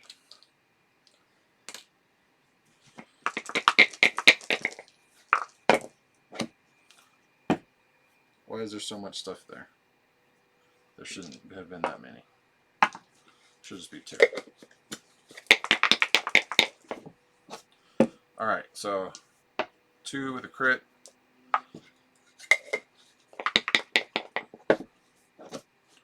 Okay, so I get a defense token. I'm going to get rid of 2 defense tokens. Okay.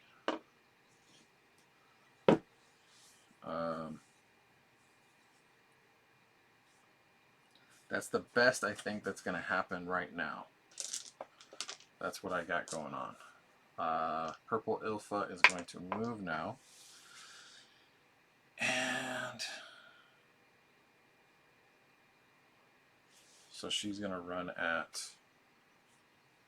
let's have her run at Clint. I'll put her here. And it's going to remove 2 defense tokens, which is enough to flip him again because of that general damage. Okay.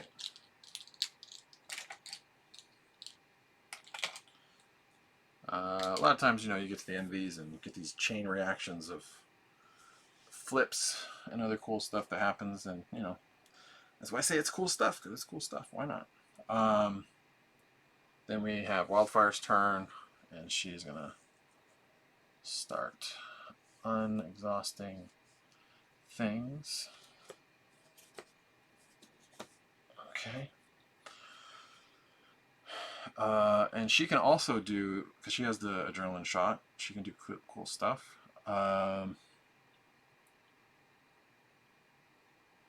So I think Green Bartholomew will show up here, and he gets 4 and 4, just like his brother.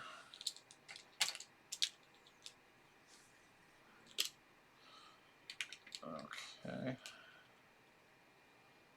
and let's move ourselves 1, 2, 3. And what this is going to do is going to allow me to hit everybody with a kick attack, and they're very vulnerable to kick attacks right now. So with an attack for 3, and I can play a spirit card from your hand or discard pile. So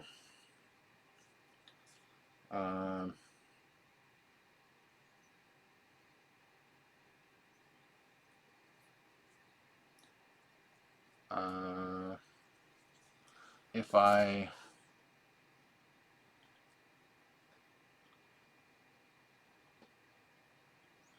gonna have, in order to make this actually make any kind of sense, the first thing I need to do is exhaust here to deal 1 general damage to each enemy within 2 spaces.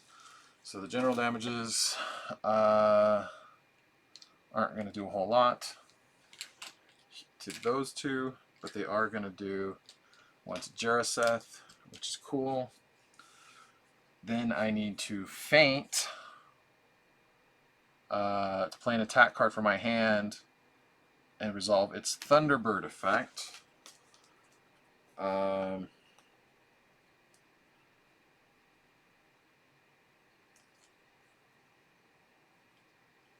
The only cool Thunderbird gains 2 power if I do the Wawazizi Slash. So I get to, like I said, gain 2 power. And I'm going to attack for 3 against someone. Might as well be Jaraseth because it's kind of pointless against those 2. Jaraseth's the only one that anything's going to happen useful. So I get a punch, defense, and I got a crit.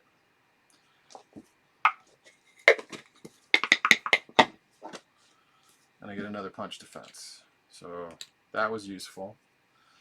And that was a free attack out of that. Jaraseth goes back. And he's back to being inactive. And now I'm going to...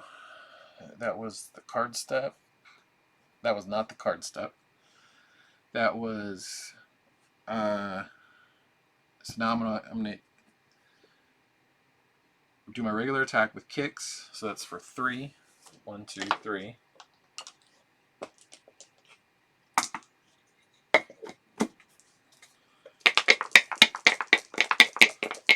Come on, 1 crit, and then the rest do a bunch of stuff. Alright, so I get a kick. Sorry. I get a kick. I might not have put punch tokens in the right place. What did I get? 2? Yeah, they're over there. Wrong character.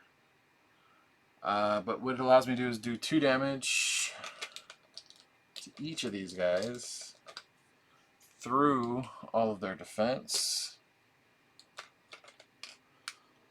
Okay. And then I'm going to play 1 spirit card from your hand or discard pile,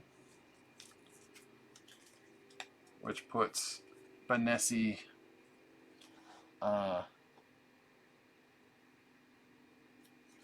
back into play.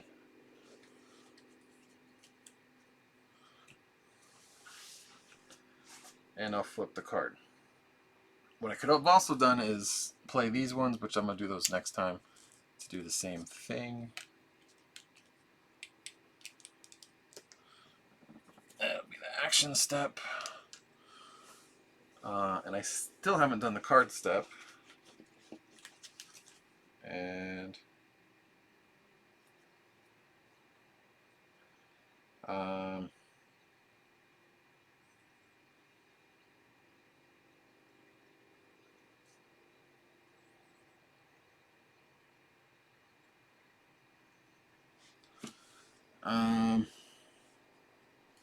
I can still feint these 2. If I feint, do I have a kick attack? I don't. I don't have any kick attacks. But it would allow me to do a bear effect. Do I want to do that? I can make them retreat so I don't get hit by them.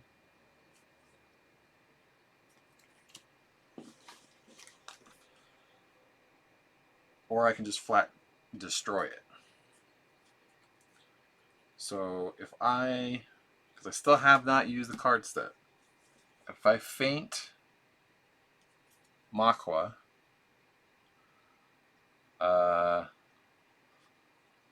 It will allow me to play Nusi Clutch, which is going to be an attack for 2 against, let's say, the purple.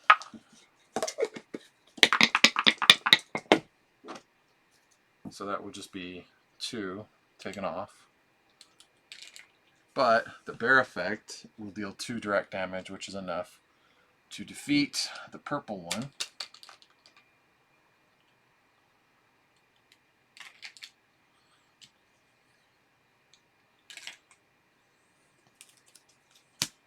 Purple one's gone. Are all the purple stuff on the board? Yeah, I guess they were.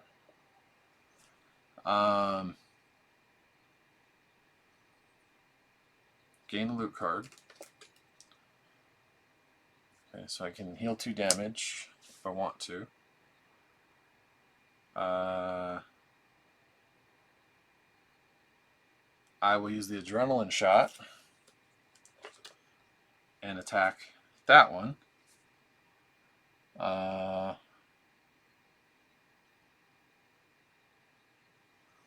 So that'll be an attack for 2. 2 damage. Just need 2 kick damage. I got it. Okay. Okay. Actually, what I want to do first, and the only way this works, is I would play Spirit Call, and that will allow me to take the Makwa back into my hand. Then that gets rid of that. I gain random defense tokens for each one in my hand. I had 2, so I gained 2 random defense tokens.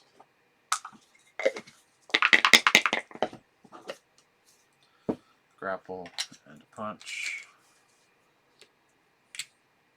Clear out Bartholomew, which gives me some smoke bombs, and take 2 direct damage in order to play the Makwa back again, and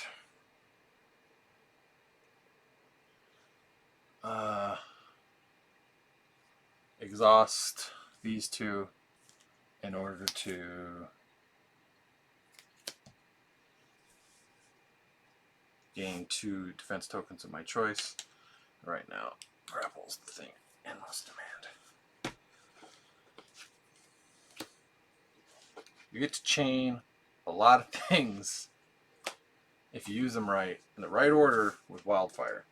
That's why she's like the highest complexity fighter. It's just how she works. So what are we at? Yeah, I'm like, oh, I'm cramping up. It's been another hour. All right, so we're going to have to start fighting Celine. We're going to have to try to do some more damage to her as quickly as possible because my legs are cramping up from sitting here. And no other reason. Because the game's fun, and sure, we'd love to keep going, all that stuff.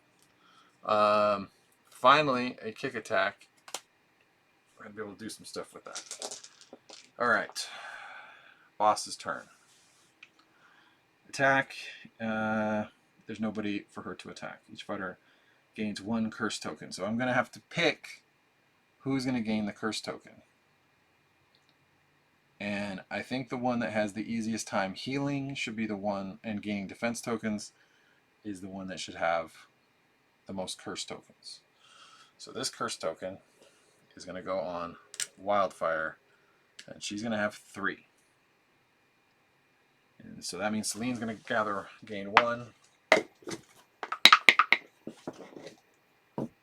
which is a punch token.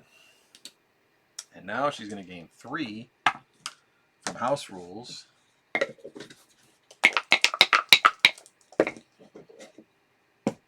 So that's 2 and 1.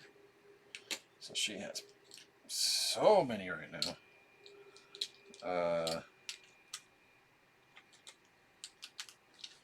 She has 12 defense tokens right now.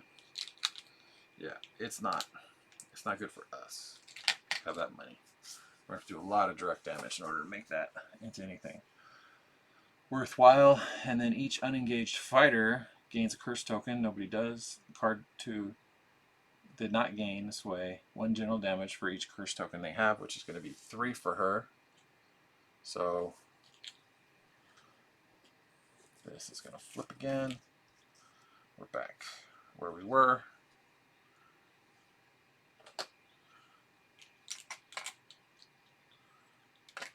Okay. Then over here, he's got 2. She's got 1, so that's the damage. She's going to need to get to the popcorn as quickly as possible. Then we're back here. Boss flips an adjacent. So then 1, 2, 3. Clint is in the popcorn.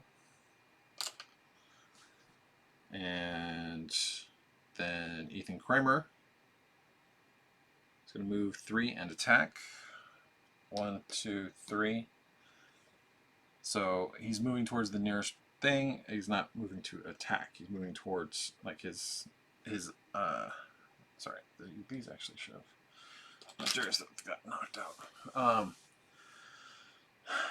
He's trying to get away. He's not necessarily looking for things to attack. So he's trying to attack things out in the real world, or just, you know, hit a big sneaker thing. I heard they just sold some new Jordans or something. Maybe that's why he's trying to get out. Yeah, things happen. And we have to draw a card as a result of those things. The Defiled Tomb. Bosses gain 1 random. Don't be kick. Okay. It was not kick. Alright. Let's try to beat some stuff up.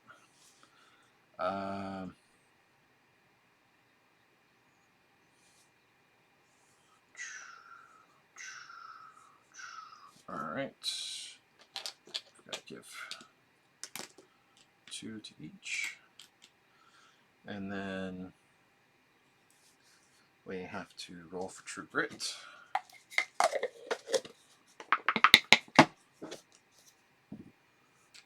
Okay. We are at the max 5.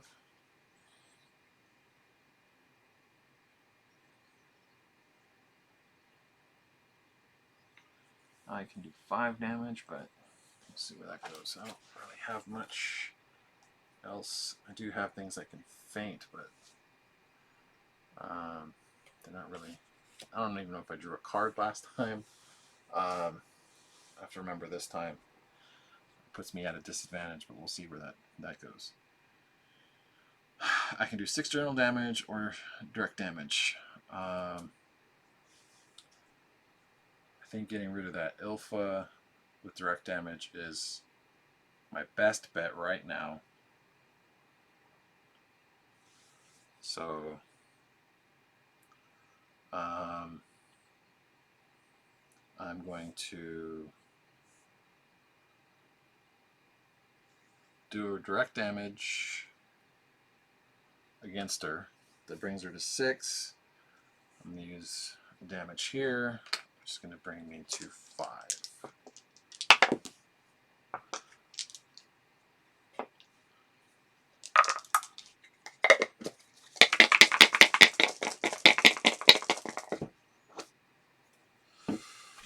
Well, that did not go as planned.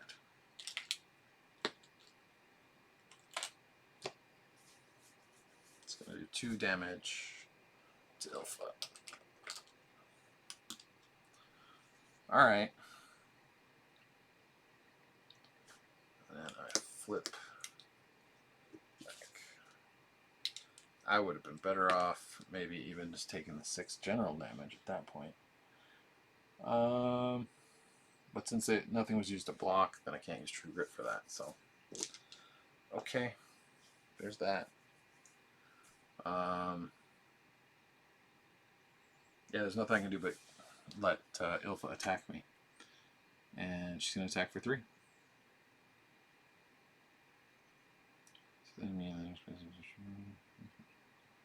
Yeah, so she's just going to attack for 3. I should be able to block it and flip again. Well,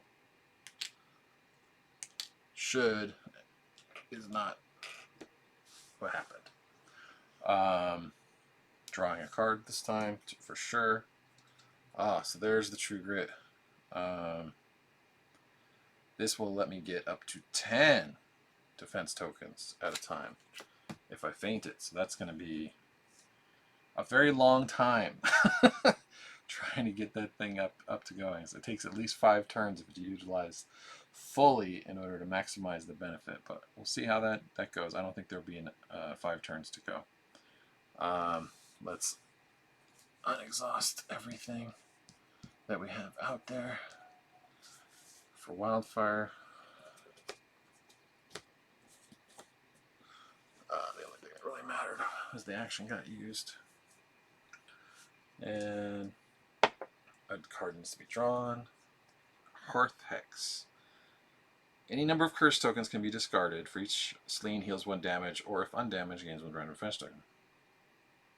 And otherwise, it's going to deal 1 direct damage for each curse token they have. Okay, so that means 1, 3, 6. All 6 curse tokens are going to leave, and she will take 6 healing. Okay. We need to do at least 6 damage to her. That's all it really tells me I need to do.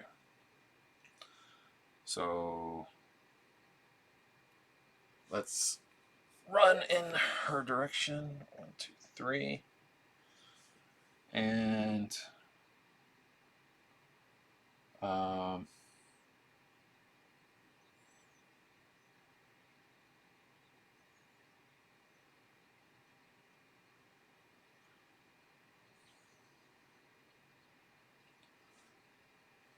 Dolores is going to, she can move up to 3 spaces, so she'll move over here where she can heal and attack. She attacks for 3 against Ilfa. And that is going to be 1 left on that attack that actually went through. So she's still can take 3 damage. Okay, let's look at our cards.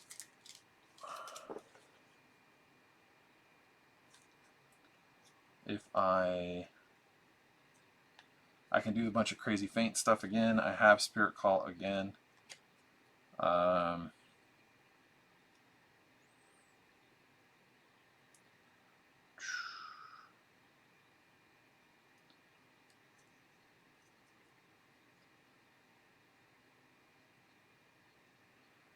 I would be able to target for each enemy, additional enemies, if I was engaged with them.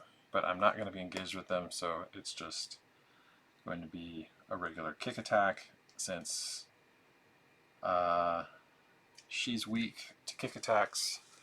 I'm going to do the Unawanna Dive for 2 card step.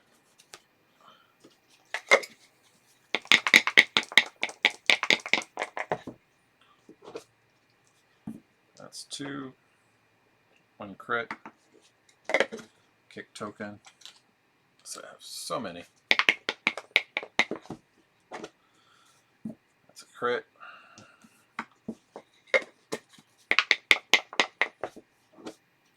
That's a kick token. Alright. That's going to be 3. So out of the 6 that she healed, 3 are already out there. Alright, I can do a bunch of exhausts and other crazy stuff, so let's start trying to do that. I think I need to do the one that does the general damage.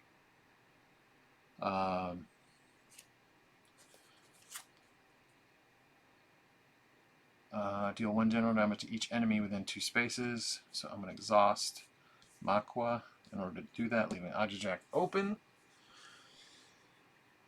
within 2 spaces. So that is Ethan gets 1, and let's take a punch token away from the boss. Then we're going to start exhausting, and the Benesi, or sorry, it'll faint.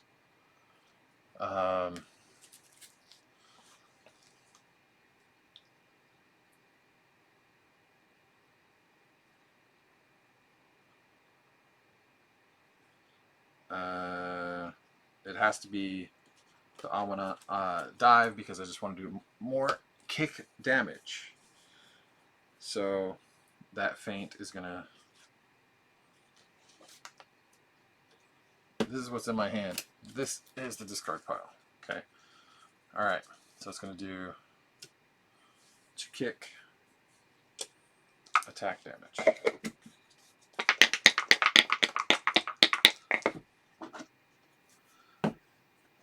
One will turn into a defense token. 2 becomes 5. Set that over for now. And then I will feint for a bear effect. Same thing. It'll deal an extra damage. Did I use my card step? I did. Oh well, that was silly of me. Hand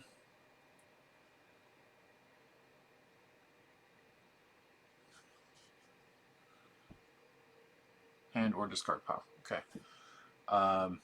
So I can do it again and do 1 extra damage.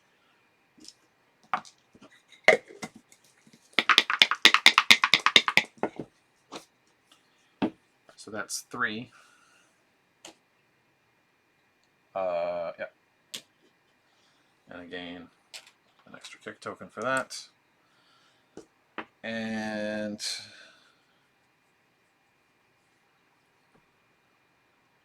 then I'm going to attack for 3 dice.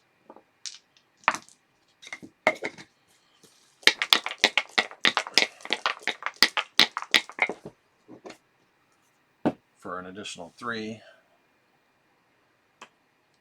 Okay, so that becomes 21. Alright, we're getting somewhere. Let's leave that just in case. This will flip back over.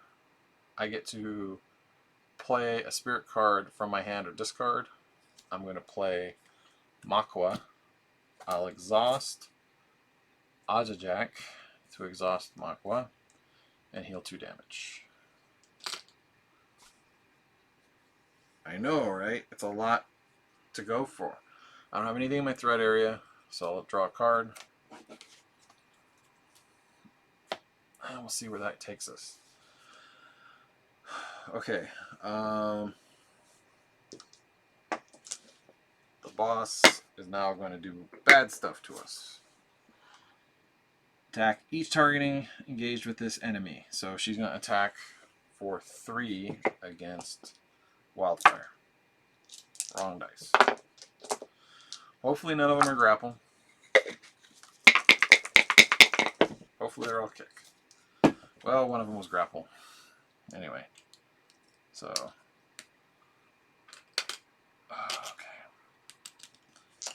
Okay. Alright. Each fighter not attacked this way gains 1 curse token. So, Dolores and Clint each gain a curse token. Celine will gain 2 random defense. Let them be punch or grapple.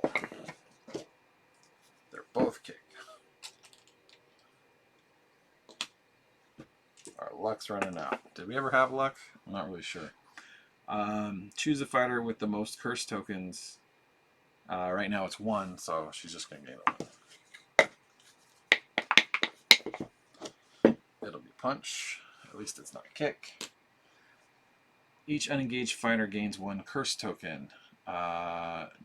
We don't have any unengaged fighters. They're all there. And everybody's going to gain, for a curse token they have, they're going to take 1 damage. So that'll move here, which is enough to flip Clint.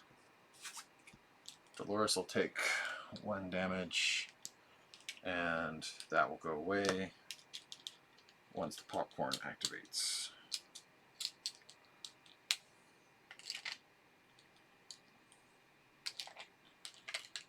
Okay, so there's that. The boss flips. There's no one else to move. We got a mummy again.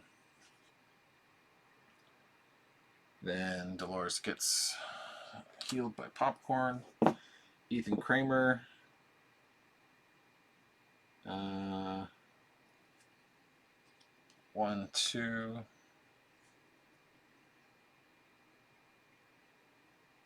It's going to try to attack this time because it's in its path. So he'll attack for 4 against Wildfire. Please let them all be kicks. She has so much kick defense. 2 of them are punch. 1 of them is a kick. How many is that? That's only 5. So 1 of them is actually damage. Okay. And then Jaraseth is attack, then move. So he'll go 1, 2. He was out of range to attack. And there's that.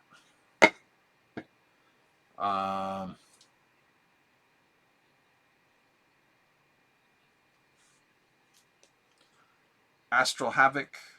Otherwise, there are no inactive objectives, so I don't have to worry about that. If the alien was in play, I'd have to worry about that. We're getting low, though, so the alien could pop into play at any time. All right. We have to reset. How many are on this? Okay, so that sets 2 there. To figure out what kind of random thing we give to True Grit. It is a punch token. Alright. Draw a card. Blue Dolores. Okay.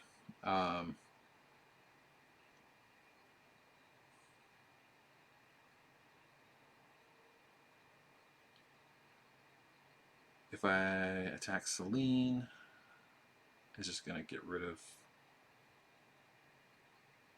What can I do? What can I do? What can I do? If I hit Ilfa, right now I can take some hits. I could hit Ethan Kramer.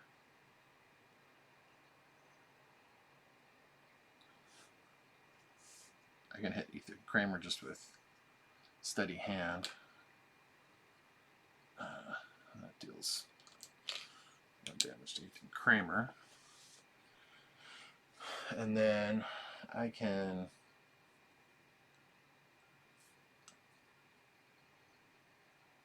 attack Celine.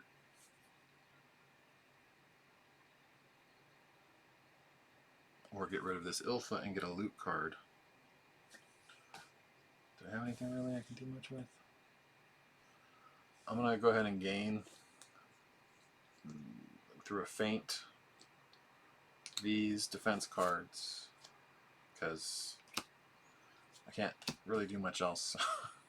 So that puts that into play as the card step. And if I get rid of Alpha, I get a loot, and maybe I can do something with that loot.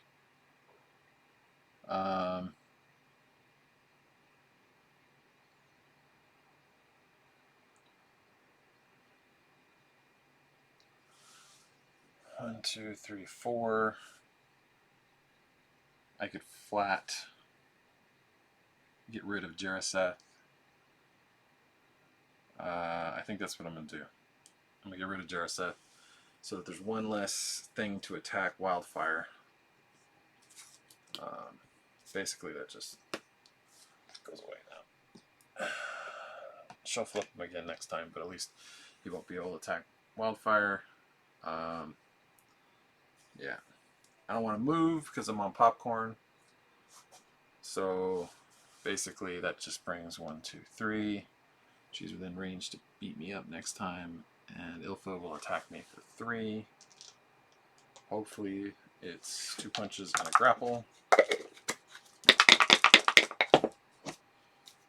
A punch, kick, and a grapple. So that's just the 1. Okay, draw a card. Cheap shot. Next time I'll be able to do some attacks with that. So there's that. We're at 2 hours 12. I'm just going to stand up. Oh, and then we're going to keep going. Okay. All right. You can see me in the reflection there. All right. You know, you gotta shake the legs out a little bit. Wildfire is going to reset. And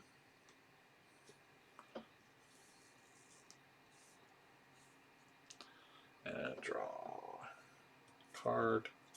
Hearth Hex comes back. I don't want to take direct damage. I don't mind if she heals too. Alright. There's a lot of extra housekeeping that goes with that. So 5 and 4 gets rid of the 10. So it's at 19 now.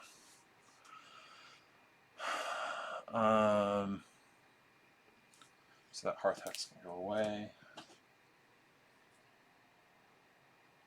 Nobody else has any curse tokens, so nobody else will take anything else. Yeah. Okay. Now, I can either heal, or I'm going to do Spirit Call to get tactics out of my...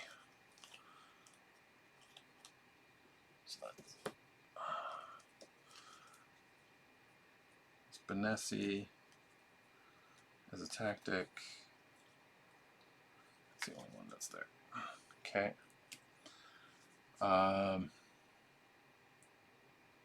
Then gain 1 drams for each spirit card in your hand. I have 2, so that's 2 random defense tokens.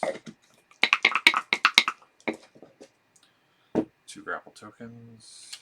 Very handy right now. I'm going to attack Celine in order to be able to absorb 2 damage. Right now it's 5, so that'll be a total of 7. Let's just put it out there now. Let's see what happens in a second. So it's half her damage in order to do this, which will throw Benessi out there, but for now let's do the attack.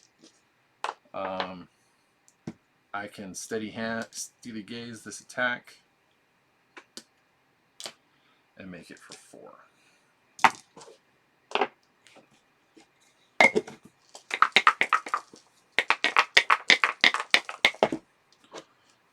Okay, so that's 4 damage against Celine, kick damage with 1 crit.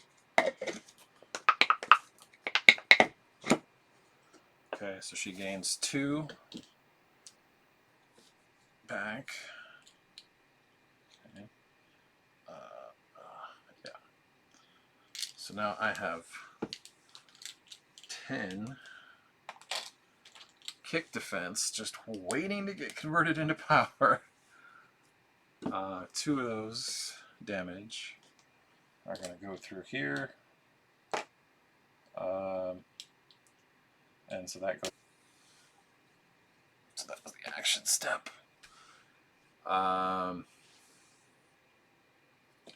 Then I'm going to exhaust Benesi and Makwa. And, well, actually, I'm going to move here. It's part of the move step. Then exhaust Benesi in order to do a damage, which will get rid of her grapple defense. It will get rid of one of their grapple defense. It'll do the last damage on Ethan Kramer. So those go back in. And Dolores will attack Ilfa for 3. She has nothing going on. So Ilfa is gone. And we get a loot. Gift receipt. I can add a loot back and gain a loot card. Flashbang.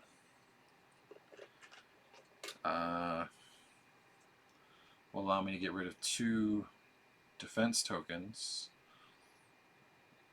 I'll go ahead and just use it against the boss now and whittle down her massive stockpile. She's down to 10 defense. I'm going to use the survival rations now, and that's going to give me some health back. Gain a defense of my choice, which will be what I'm lowest on.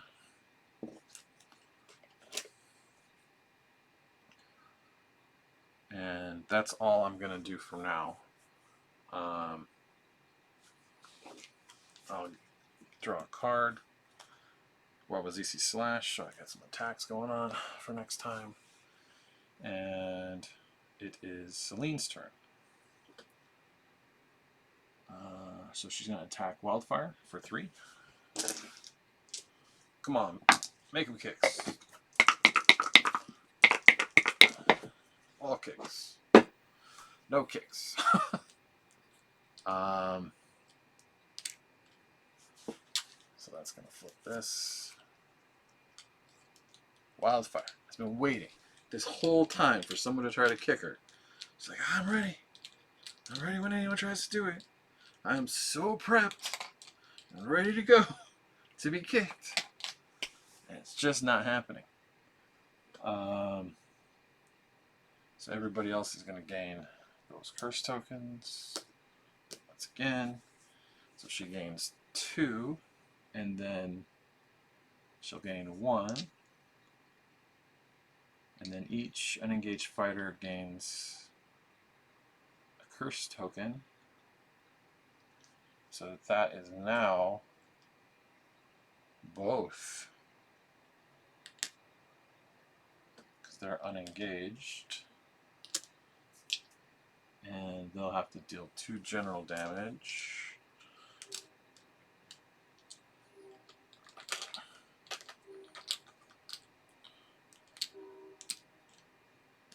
She's at 5. Alright, let's figure out what these are going to be. 1 of each.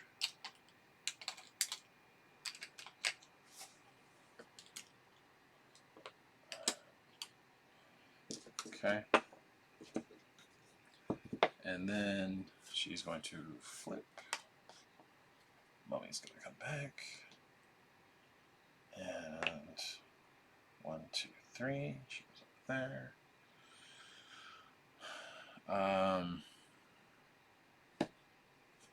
1 and 1. Healed. The mummy is going to move and then attack. Nope, it attacks and then moves. It's not doing anything yet. Alright. Then drawing a card. Sagamore Slaughterhouse. Ethan Kramer's not active. Each objective attacks and moves 1 space. So Jaraseth is going to attack Wildfire for 3. Come on, let them all be kicks. Kick, kick, kick, kick. Be a kicking mummy. Nope.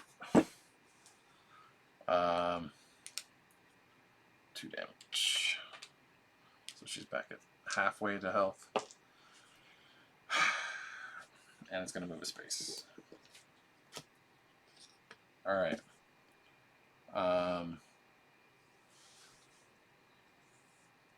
Resetting. This True Grit is going to be what?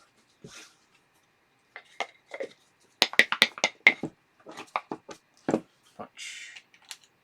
Okay. Alright.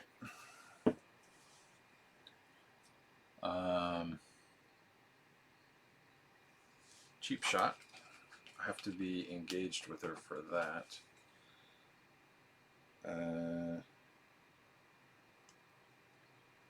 So I'm going to attack for 2. Steely Gaze. We'll add 2 dice to that. Steady Hand. Move 1 over.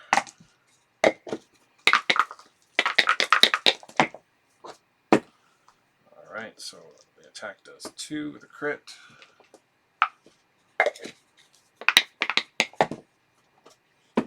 Three with a crit. So she's at 4. I get 1 of each.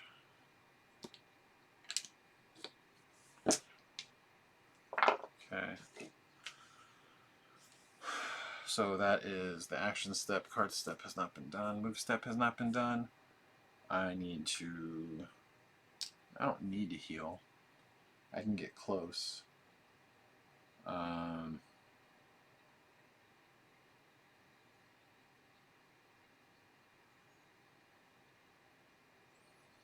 Yeah.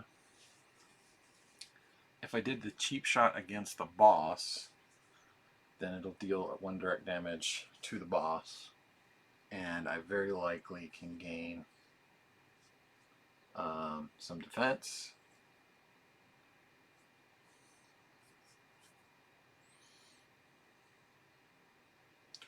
Yeah.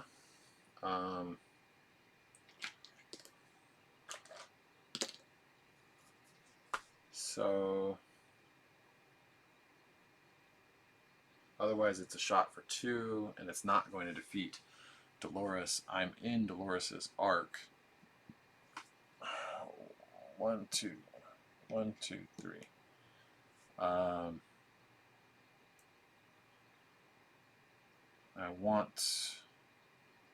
need to move 1, 2, 3. I need to move out in general. These smoke bombs won't do anything for me. I'm in a pickle. Dolores is probably going to die. Dolores is definitely going to die. So if that Dolores is going to die, what do I want to do with my life? I want to take out Jaraseth. 1, 2, 3 for the move. Card step is going to be a cheap shot. So that's 2.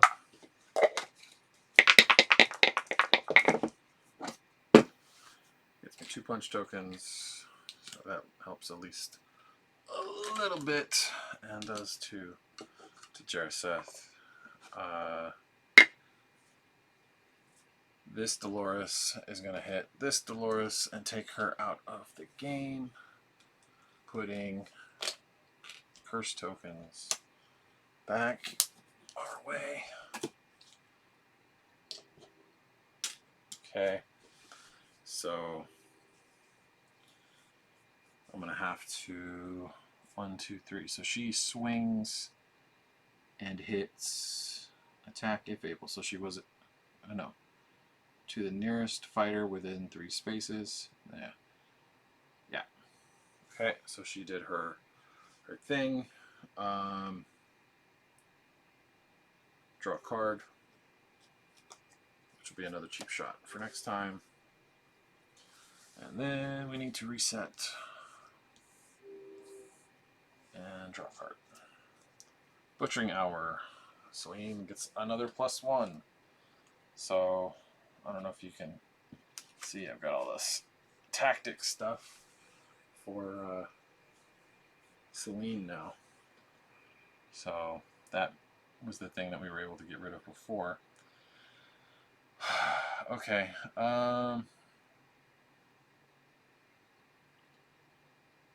I need to...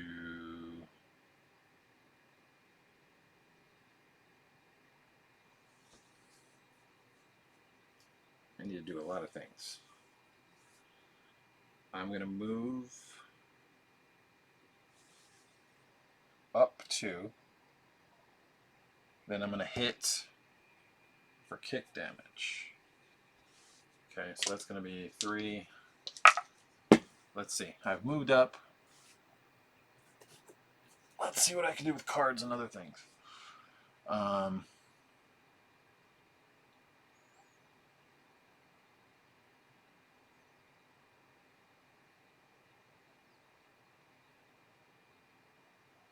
I'm going to gain 2 defense tokens.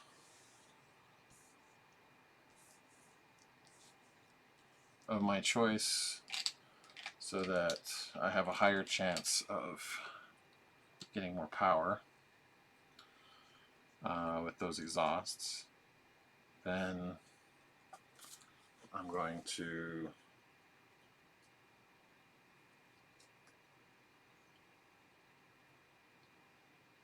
Awananawa dive the boss for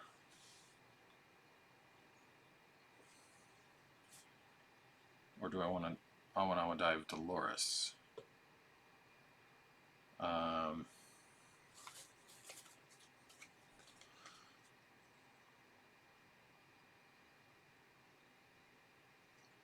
I'm gonna do War with ZC Slash with Dolores since I control a bunch of cards, which is gonna let me do 3 against Dolores. So that's 3 damage. She still needs 1 to go and before she goes away. But I get to add a token of my choice. And this is going to then lead into a big attack, kick attack, from Wildfire.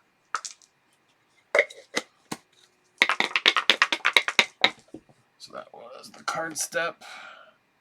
ZC Slash.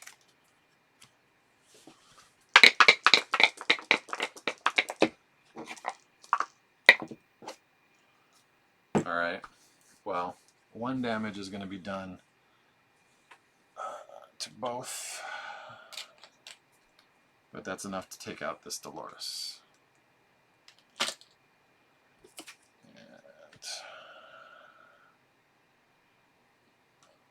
gain a loot card. Riot Shield. Okay, so that'll let me do some damage back to the boss. This flips back. Okay. Now, it's going to cancel damage, which means I won't be able to block it. I have to accept it. So I won't be able to gain power from it. You know, it's kind of the thing that happens. But anyway, okay, we got another Spirit Call coming our way.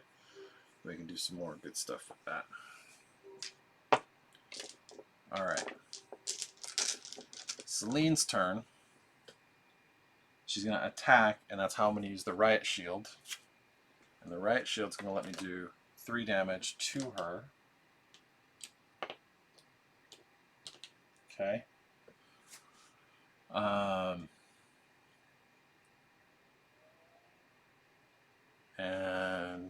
Clint is going to gain a curse token because he was not attacked that way. And she's going to gain 1 random. Then she's going to gain 3 random from the stage condition. And then everyone's engaged, so don't have to worry about that. And Celine's going to attack Clint. Okay. So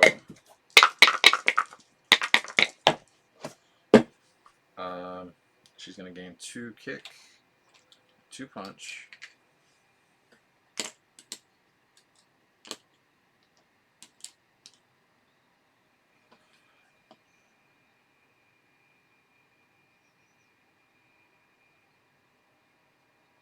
She's not engaged, so she would have to be... yeah, so I don't think she can attack because she's not engaged. Otherwise, she'd be going crazy with that chainsaw. Alright. Alright, so let's go to the next bit. Boss is going to flip. Ethan comes back in. Lobby. There's no one in the lobby right now. He's going to move and attack. 1, 2, 3. He's going to attack for 3 against Wildfire.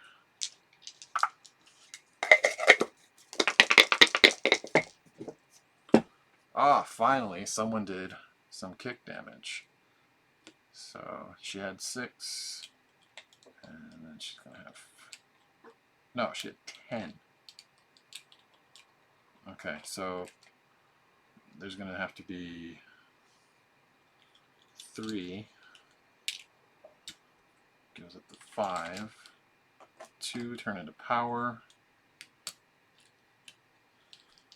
There's 1 grapple, which also will turn into power, so she flips.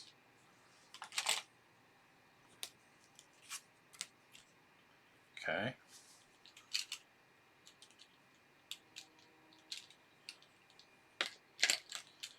Keep your tokens neat, and you will always find them. Okay, then Jaretheth is going to go, and he's going to attack and then move. So he's going to attack Clint for 3. Actually, I only rolled 3, and Kramer has 4 dice. So 1 would go there. Okay.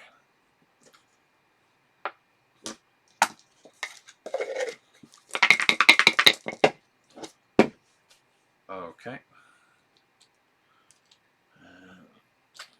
There's 2 more. Does that bring me to 5? Yeah. Alright. Stack those there as extras. Moves 2. 1, 2. Hopefully we don't get something that will force him to move, because otherwise then he's going to be out. But maybe it's a good thing and be less of a distraction. Zintax, we get the red one. The red one's all the way down here. So comes in inactive. And that just means she'll just have more confusing places to move to. Okay. So we'd get this alien guy if that happens. We're getting close to the bottom, so we're going to get a lot of objectives out there. Okay, what can we do with our lives? We can reset. We can put our damage tokens where they belong. We can roll for true grit. Get token. Alright. Alright. Then draw green Dolores. This time she's going to be here. I'm going to hit Jaretheth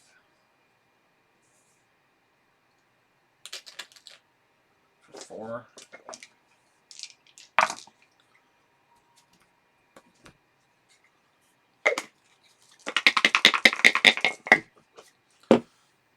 Okay, so that's 3 plus 1 crits.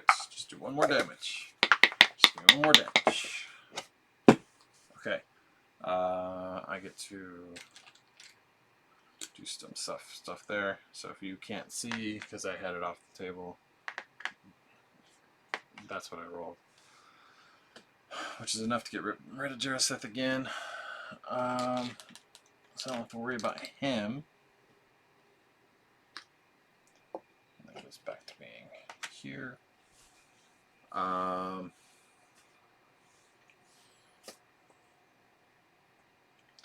I can steady hand 1 against Ethan Kramer. If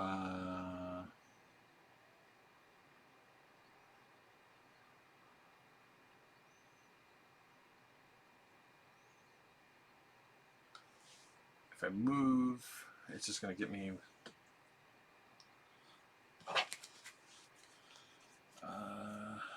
I can hit Ethan Kramer with a cheap shot.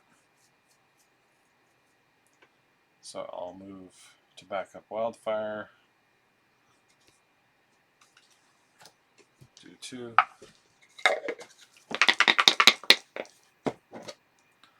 That's enough to get rid of Ethan Kramer. I gotta roll again. I've been rolling in the cup, so I'm not gonna accept that one. Roll again. Okay. Long, roundabout way to get back to the exact same place I would have been. Okay. Dolores is going to move for 3. And I'll gain a card. 1, 2, 3. Gain a card. Sorry, wrong type of card. This kind of card. Know your enemy. Ah, so that'll be fun. Okay. Then it is Wildfire's turn. Just her, one-on-one with the boss. I need to heal. I don't really have much of a choice. So I'm going to heal using those 2. And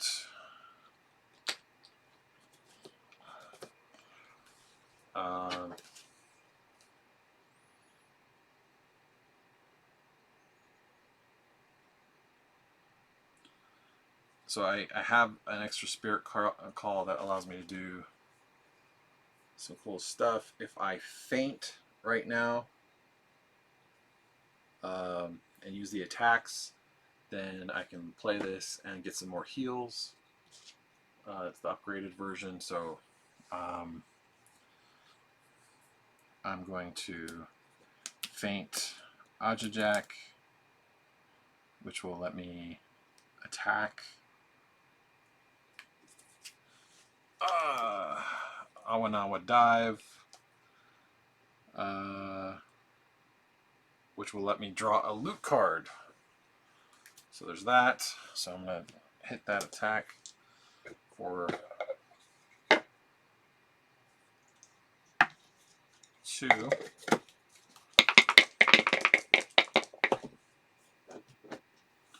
So that's going to be 2 kick damage. Taken away. Then I gain a loot card. Flare gun. Anytime I can discard 2 more. I can do it now. Why not? I'll take 2. The fewer they have, then the more chance I'm going to be able to get down to making that general damage from Clint meaningful. And then I'll faint for the bear.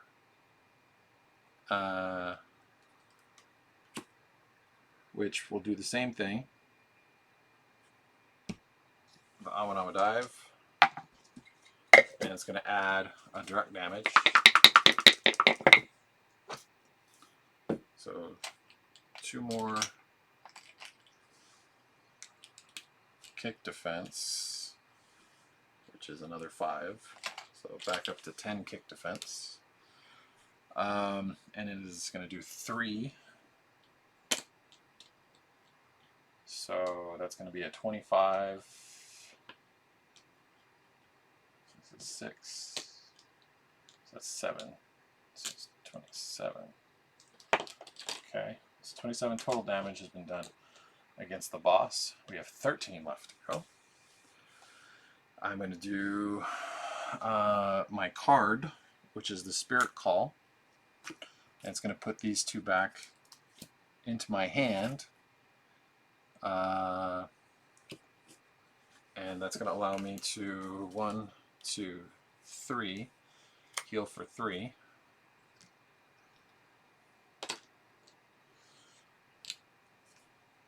And gain 3 random defense tokens. Is it 3 random? Yeah.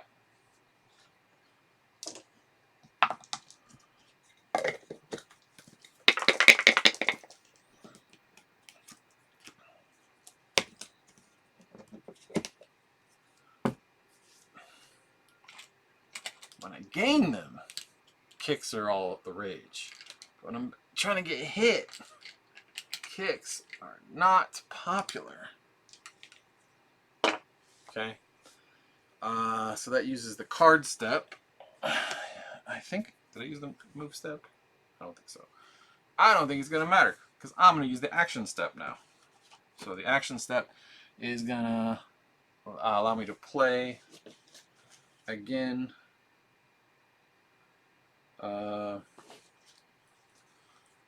Another one when it's done resolving, and will be that one. Make life a little easier. And I'm going to attack with 3. Kick damage is the name of the game.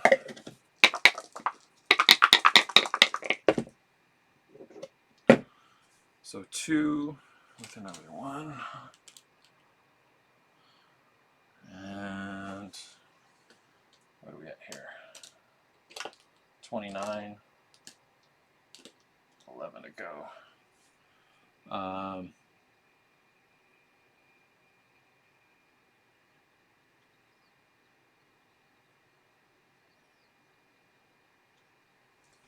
Then, since I just played the card back down, it is not in an exhausted state.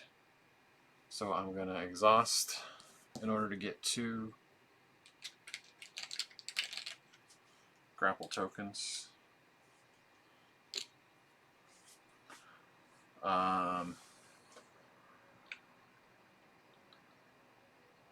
What do I have in my hand?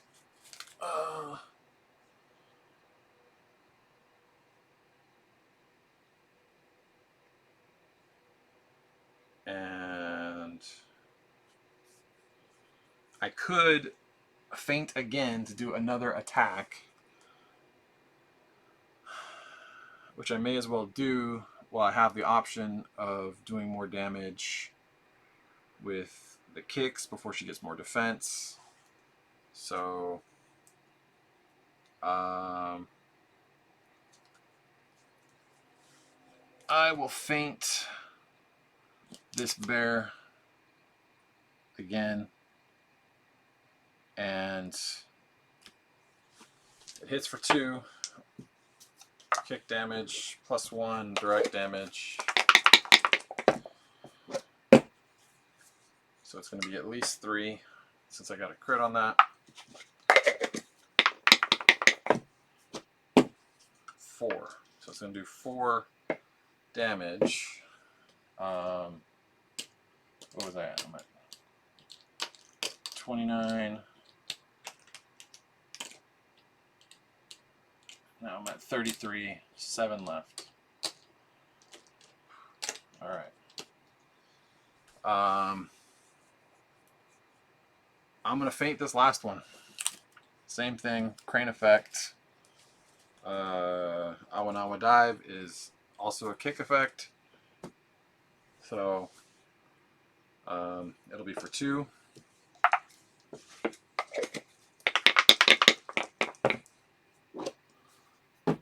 You're going to kick token, deal 1 more damage. Okay, so we are at 34. I need to be able to do 6 more damage to the boss, and we'll win. So I'll see if I get there. Draw another Makwa. Then the boss is going to attack for 3. Come on, kicks. Well, I finally got one of them. Okay.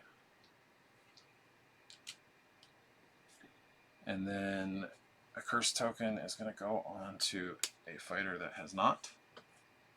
She will gain 1 random. Then choose with the most and gain 1 random. So she's going to gain an additional 4. And each unengaged fighter, currently that's Clint, is going to gain a curse token.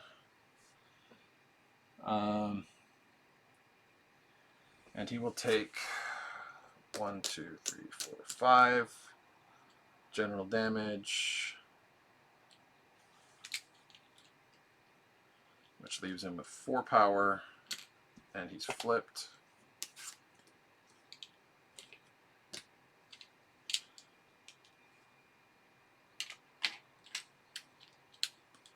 Alright. Let's see what she gets.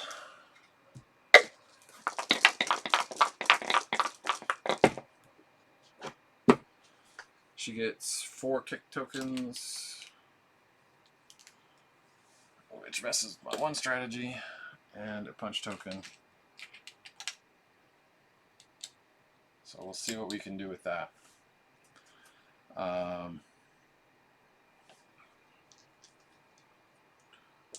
Okay, then we have to activate stuff. So this guy is back. She's gonna 1, 2, 3 it over this way. Then nobody's gonna heal. Ethan Kramer's going to move and attack. So 1, 2, 3. He's gonna attack Wildfire for 4 damage. Let's see. Come on, be kicks. Kicks have been so popular. So 2 punches and 2 kicks.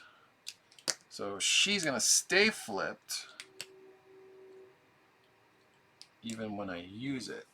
Did I flip it from before? I didn't, so I think I need to get rid of 6 now. 2, 3, 4, 5, 6. Okay.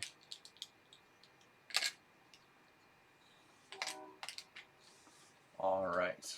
It is like 4 in the morning right now. This is a long game. This one's like 3 hours long so far. But that's okay. We're going to keep going. Jaroseth's not doing anything. We have to draw a card. Intermission. 1 towards... So he's going to move 1.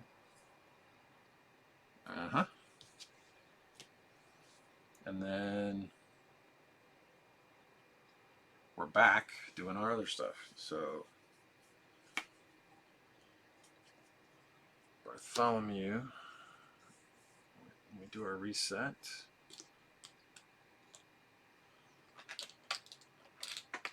Let's decide what our random is going to be. It's 1. Okay. Bartholomew's going to take 4. And 4. Okay. And based on where I'm standing, I think he goes here. Know your enemy. what does that mean?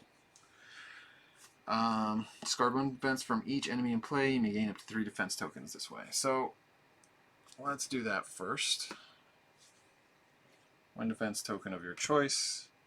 So I'm definitely going to take a kick and a punch. And I gain those.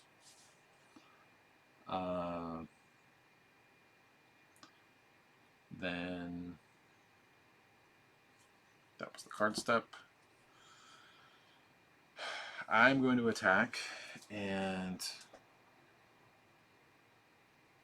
I'm going to add 1 here. And that's going to be an attack for 5 against the boss, dealing direct damage.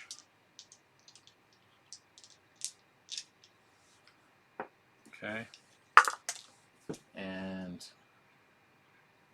I'm going to use this to discard a kick defense.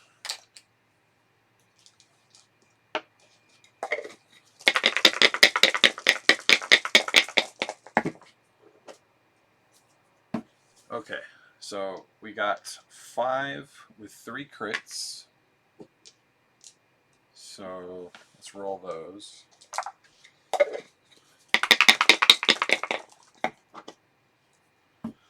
And that's 3. So that's a total of 8, which is enough to take out the boss. Whew, 3 hours in. So lots of explanation, lots of thinking. This is the first time, like I said, playing through this that's not in a playtest scenario. I hope you had fun. I hope you enjoyed my little painted guys from all the other games. If you wanted to see what they look like, that's what they look like. You can zoom in or whatever. And kind of go from there. If you want to see what I do on all my stuff, I make little stencils, and so you can see that's Deep Madness, and this is the twisted one, so I'll know where to put it back. Ideas, things to do in your part of the hobby, whatever you want to do. I'm going to get me some sleep. If you guys want to know anything more, like I said earlier, about Kickstarters and things that are going on Kickstarter, you can jump on my other channel. This one is basically just for playing games like Street Masters, so that the people that don't want to have any info on the other channel and just want Street Master stuff can come here and see the Aftershock business. All 22 of you at the time of this, or you can join the nearly 500 other folks on the other channel getting their news and stuff from me if you want to do that too. Hope you have a good one, safe, all that kind of stuff. If you have any questions on anything I did, try to get to it next time. As always, I say, if you have any disagreements or whatever, you don't like what I did, cite wherever you think it is in the rule book and leave it in the comments. Someone will read it in the future if they care. And if not, there's nothing I can do about it now. It already happened. So I'll catch you guys in the Facebook groups or whatever else. Have a good one. As soon as I find the button that ends the stream, now have a good one.